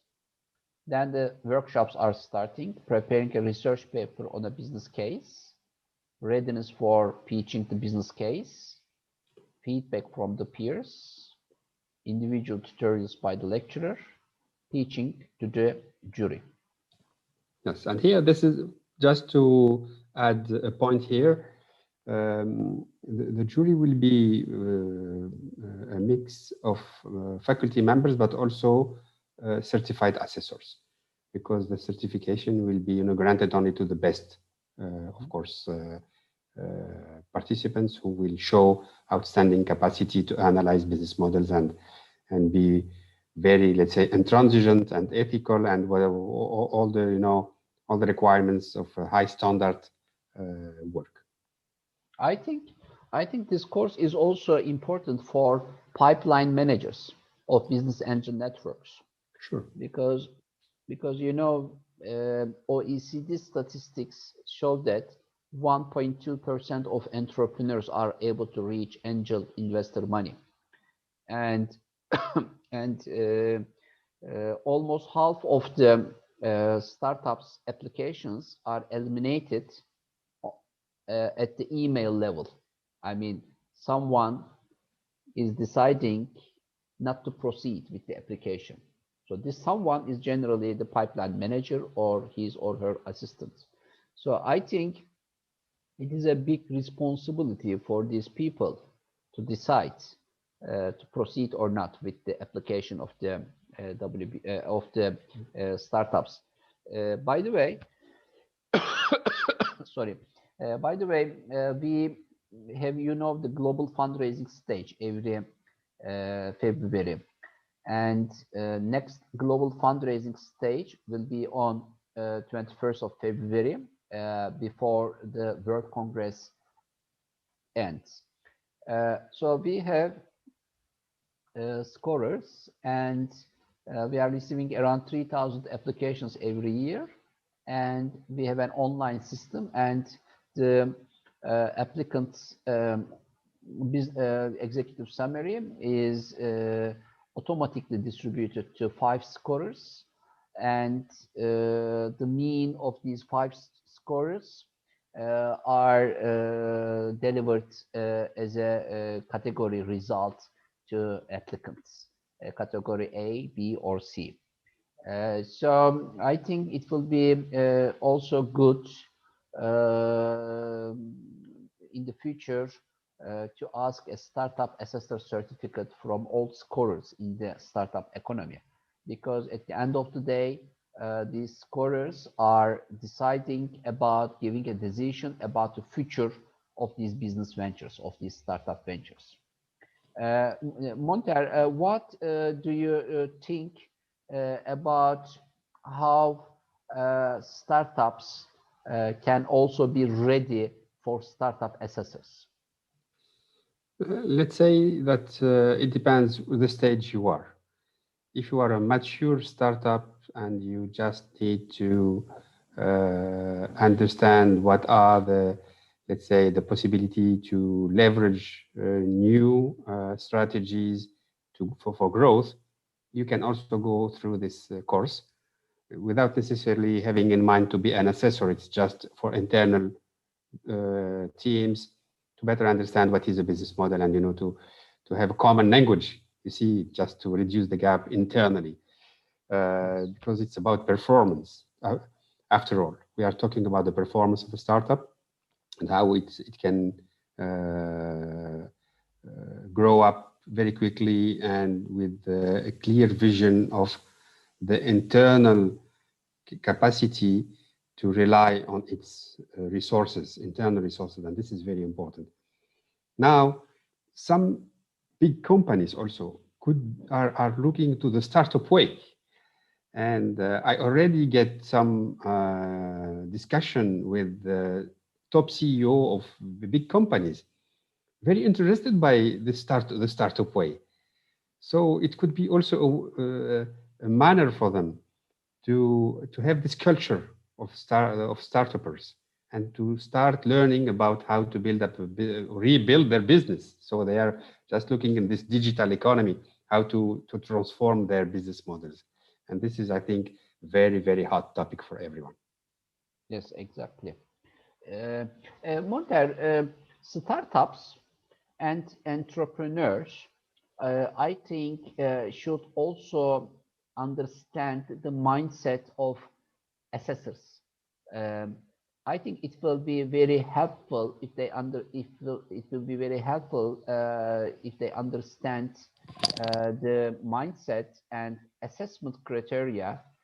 So they will be more successful while making pitching or while preparing their business plans or business models. But you said preparing a business plan is not important. The result is important. I completely agree with you, because everybody can fill in the Excel sheet with good numbers. And by the way, until now, I have never seen a business plan which is showing a bad result. I mean, on the paper. I have never. All business plans are showing investors that they will be, they will make the exit in the next 3 years with minimum 10 multipliers. This is what the business plans are showing. Right. But of course, the good thing is angel investors have also entrepreneurial backgrounds, and once upon a time, they also prepared these business plans, maybe, and they know how they are prepared. So they know they shouldn't trust so much in what they see in the business plans and invest according to this knowledge. So we have a due diligence process. Due diligence process is a matter of fact cross-checking the reliability, objectivity, and validity of the numbers presented by the entrepreneurs in the business plans. So I'm thanking you so much for your efforts, Monter. Thank you very much. Thank you very much for joining the WBA Business School. I am sure Certified Startup Assessor course will be very instrumental in early stage equity markets. I'm inviting now all participants to go to WBA Business School page and go to course contents part and download the Startup Assessor course. More detail is included in this document. Go to registration part, please, and have an idea about the course price. If you have any questions, then please find Monter through LinkedIn or send an email to Business School Secretary, and let's keep in touch. Monter, thank you very much. Thank you. Thank you. See you. Bye-bye.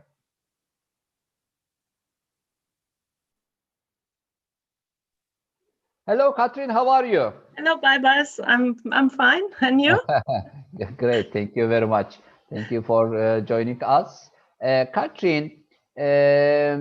You have great courses: design thinking, innovation, basic, advanced, etc. And they are all for startups. And it is very good that tailor-made courses for startups from design thinking perspective, for example, is now coming on board. Before starting the discussion about courses, could you please give a little bit background about yourself and how you were involved in the innovation ecosystem and your efforts to convert economies to more innovative economies? Yes, thanks a lot, Baibas, for having me. Yeah, very warm welcome from my side. I have been now working 23 years in a corporate, and I can promise you no day was similar to the other, and I never have been bored because I always invented my business for myself within a corporate, imagine. So I totally agree what Monter just stated. You need the startup mindset and the startup thinking, despite where you work or what you work with or whom you work with. So I think it's about mindset, it's about initiative, it's about being creative, yeah. And that goes much further than only founding one company. It goes more in the direction, never stop learning, always continue, never stand still. And that's some messages I would like to transport in the courses, and also because it's my conviction and my experience now since years that it's the only way to not get bored, to not get frustrated, and just stay tuned, work a lot with students, with startups. That's what I'm doing. So I teach at universities. I had also been in other cultures to teach in Amman, for instance. That was for me a really very extraordinary experience, because design thinking in Arabic countries totally went otherwise than if I teach in Germany, for instance. So for me, it's also a learning. To whom do I teach things, and what do I learn myself when I teach students, for instance, or startups? It goes a lot in the bilateral direction, and that's really for me the source of innovation. So where do I find innovation when I work in a corporate?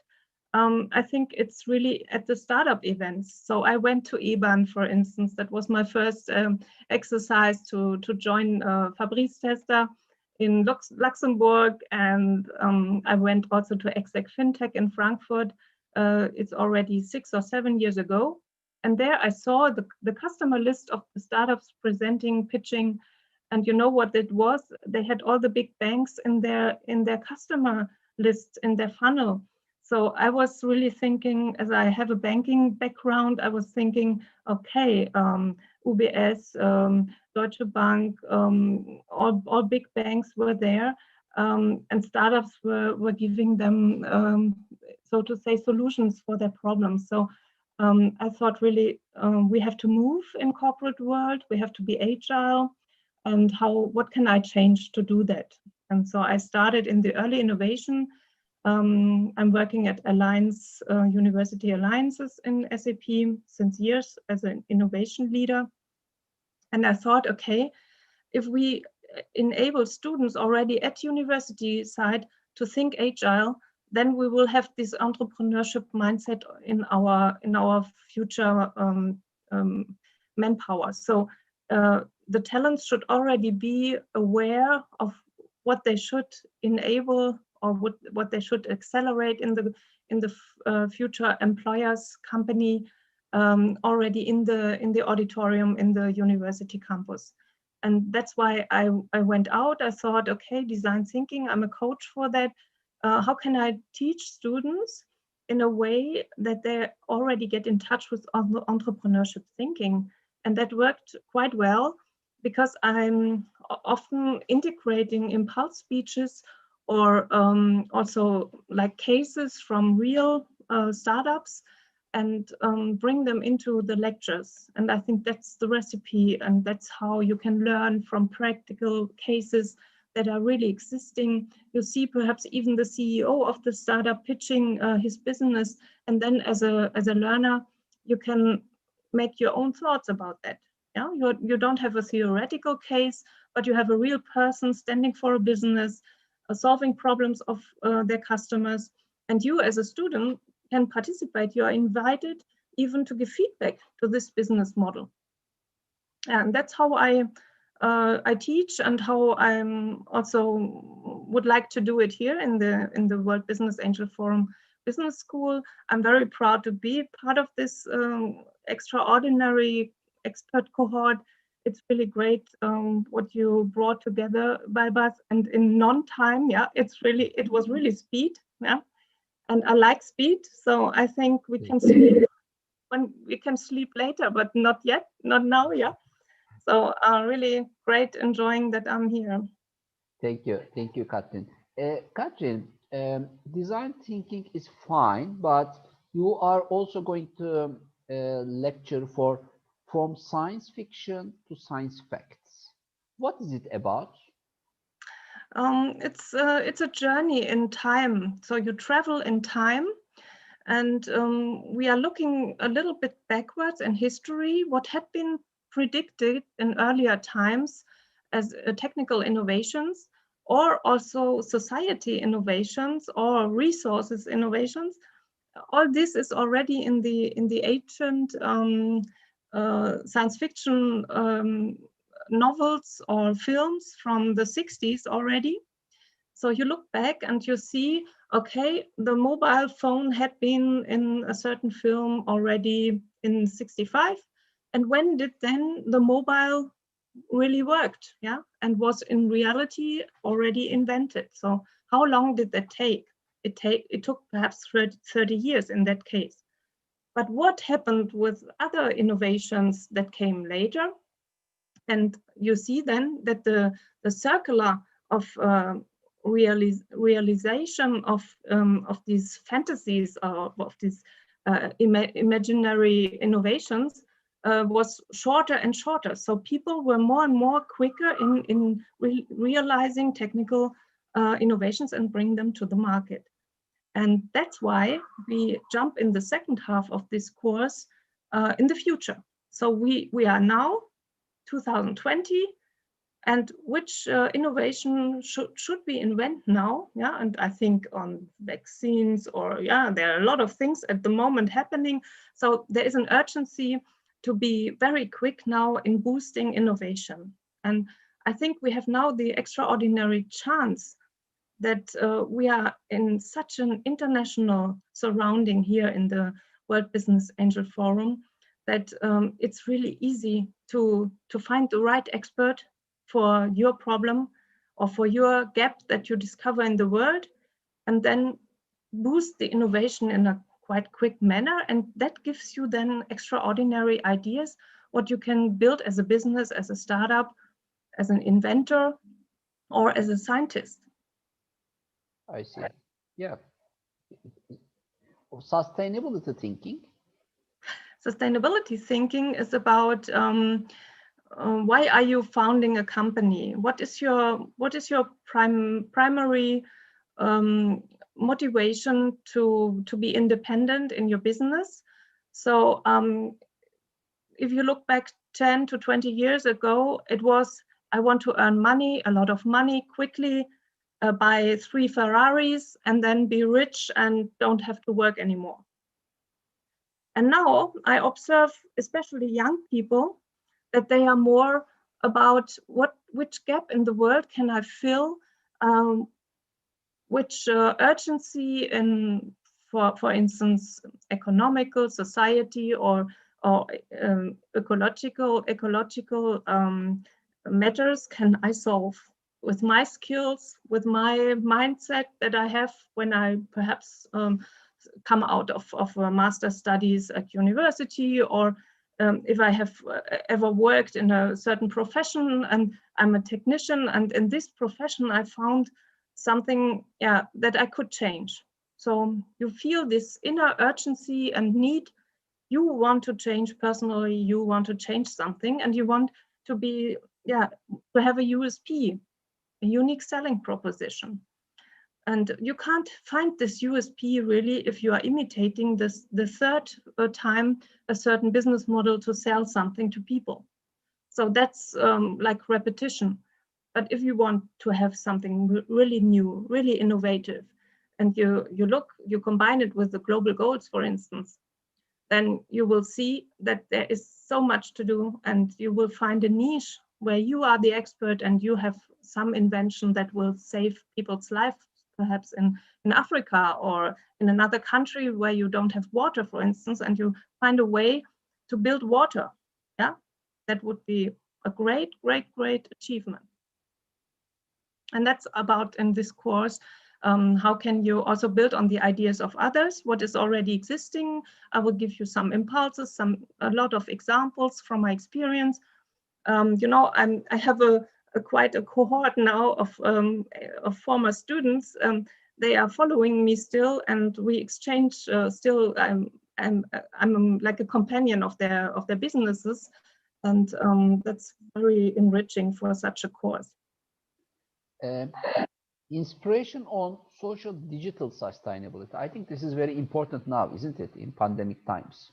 Yes. I'm now collaborating with an institute at the Mannheim University since 3 to 4 years now. And they are, for instance, working on how do you get cacao in the world, where is cacao produced? And if you see that, it's all around the equator. So you have a lot of businesses dealing with cacao, but the outcome of each family business is very small. So how can you now solve the problem that these small businesses have to let work their children, and the children don't have time to go to school, so they don't learn. So you have a vicious circle of non-education or too few education years for the children, and the stagnation of the business. And if you disrupt this model, then you will see that if people are, for instance, combining forces and joining forces, then you will see that the cacao business can be organized in a completely different manner. So this is one example. It is researched at the moment by a very well-known university, and the collaboration is also with other companies who are, for instance, the customers of these smaller businesses. And how can you then, of course, that will also be part of that, how can you have a sustainable chain of production, but also of deliverable, of logistics.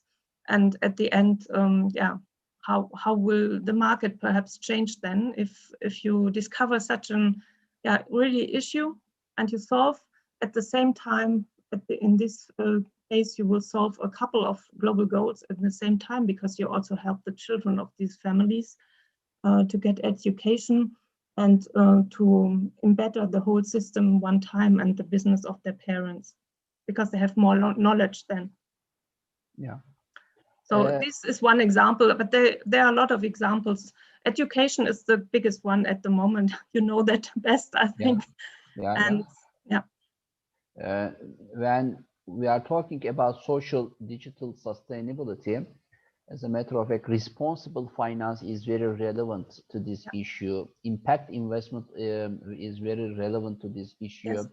And social entrepreneurship is very relevant. Generally, social entrepreneurship and impact investment are very similar to each other. What about business model innovation? I mean, 1 and 2. I think you have the basic and advanced levels at the business model innovation. So business model innovation, Monter also had that in his assessor course. Business model innovation is about how, if you discover your idea that you would like to change in the world, and you have the right setup with sustainability and everything is set in place, then you need a real business model, because with an idea you can't do any turnover, you will not win any money. So you need a business model where you really think, what is my network? Who will be my channels of resources?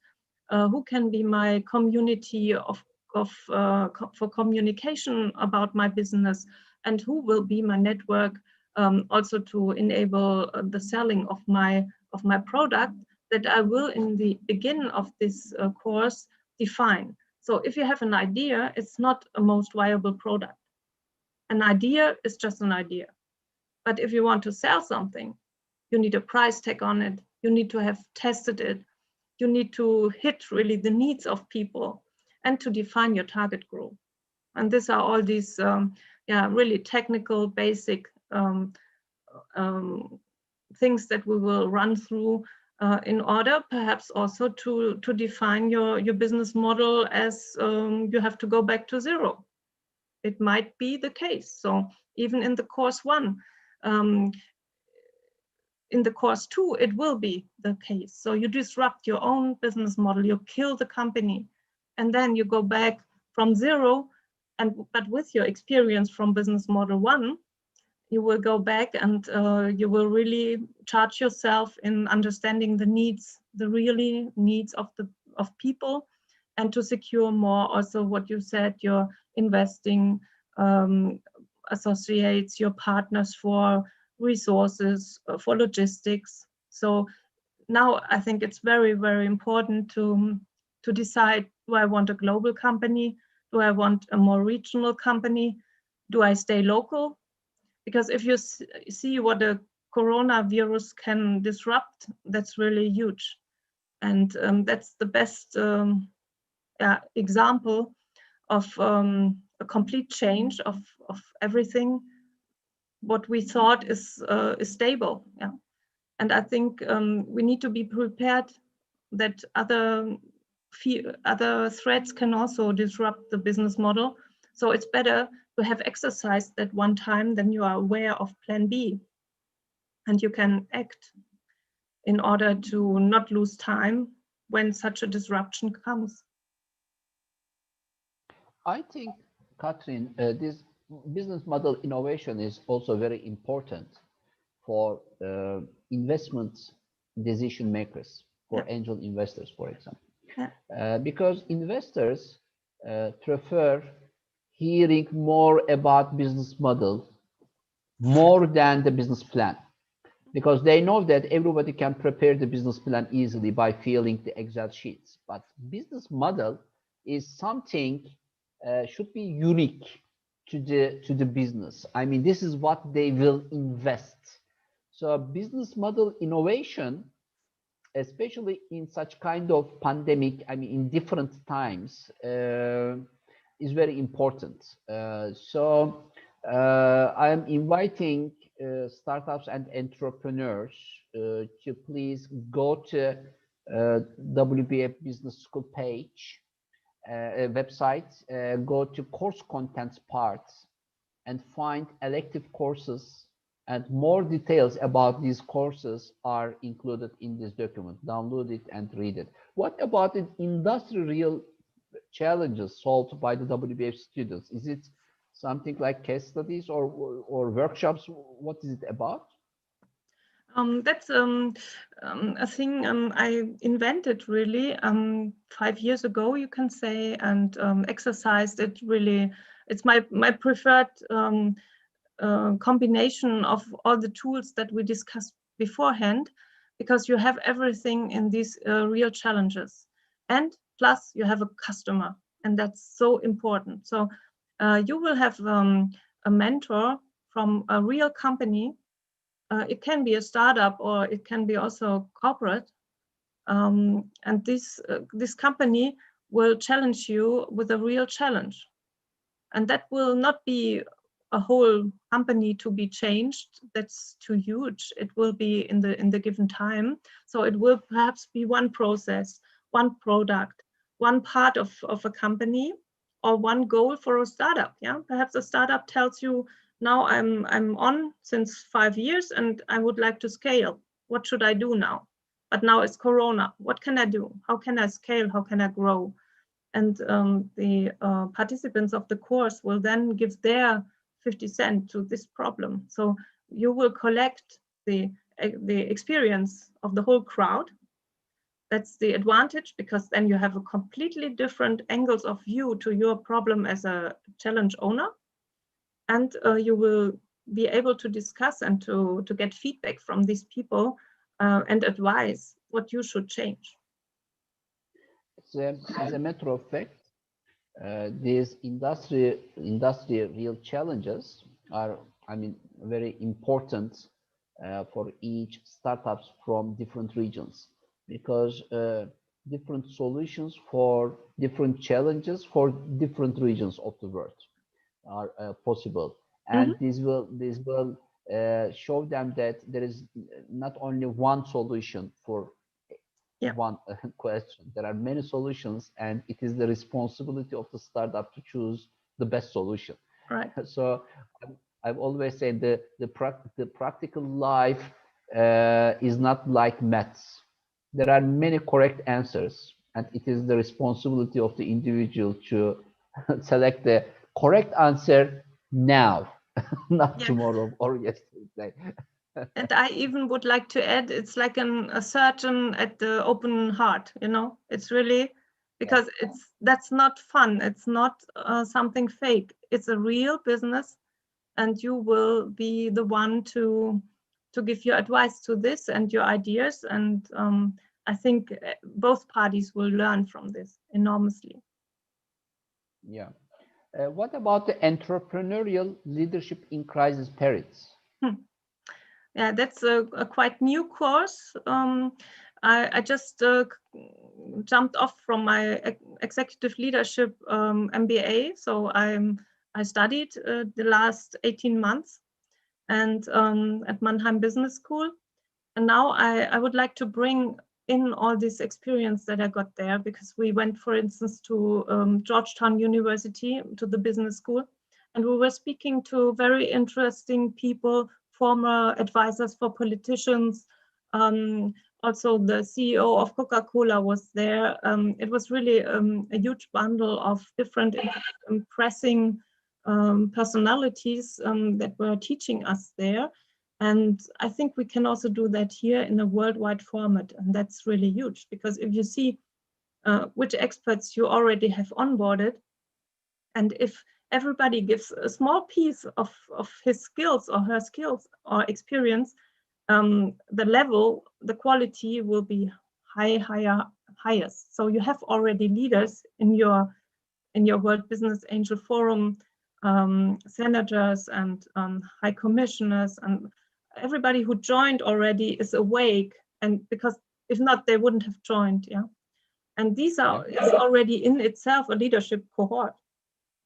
So I would like to make participants get impression on how leaders act, how leaders think, how leaders evolve, because a leader is never standing still. And that's part of the course. So it goes more in your skills, in your personal skills, in your soft skills also. And that's very important to build the right startup team, for instance. If you are not aware of your own T-shape, it's called T-shape. So you have knowledge in the broader sense, and you have horizontal, and you have also expert knowledge in one or two topics where you are really the best. So how can you then combine your T-shape with T-shapes of others? And that's something you learn in this leadership course, because you have to have the intuition to not only judge people or select people by having their degrees or seeing their grades or whatever, or studies, but also it's also about what do you feel when you meet a person? Is the person empathic to you? Do you think you have a short line in having trust to this person? So it's more about things that make them run a business afterwards, because the base is set in a good way. So it goes in the direction, should there be one leader? That's now also discussed in corporates. Is the leadership that we have in managers, is that still staying the same? Or will we now, with all the changes and quick reactions that we have to do, also have to change our leadership model in a more community-driven one? So these are questions that we will raise up there and discuss. And it will be very interactive. Katrin, do you believe in co-leadership? Do you believe in co-leadership? Yeah, but I would, yes, I believe in it, and I would have loved to get that offered 20 years ago when I got my children, because for me it was not possible anymore to follow a classical career. My priority were the children, but I always worked. I was not staying at home, but the classical career was disrupted. So now they offer tandemploy, and they offer co-leadership functions. And I would really have loved to have that, because beforehand I had a managerial career and I was leading a team, and would have loved to stay in this way of continuing, but wished by the company. And so I decided I will become an expert in areas and do my own thing and build my own community, what I did. Yeah, great. Katrin, thank you very much for joining us. I'm sure participants will benefit very much from your courses. I hope. And I'm inviting all to visit the website and download the course documents. And anything else you want to add? Yes, if anybody, I work a lot with communities and matchmaking. So if anybody would like to follow me on LinkedIn, that's my preferred platform at the moment. Then you can really send me an invite, and I will try to help you. Yeah. Also about the courses or about the business school. If you have any questions, please find Katrin Redman in the LinkedIn and send your questions directly to her. Or if you have any more questions, then please send it to the secretarial service of the WBAF Business School. Dear Katrin, thank you very much. Welcome. Let's keep in touch. Yes, I love to. Dear participants, today's Meet with Faculty Members sessions end now. So Katrin was our last guest today. And tomorrow, again, from 2 p.m. to 6 p.m. GMT at the same times, we will meet with our other faculty members. All the best and see you tomorrow. Thank you very much, Katrin. See you. Thank you. Bye. Bye.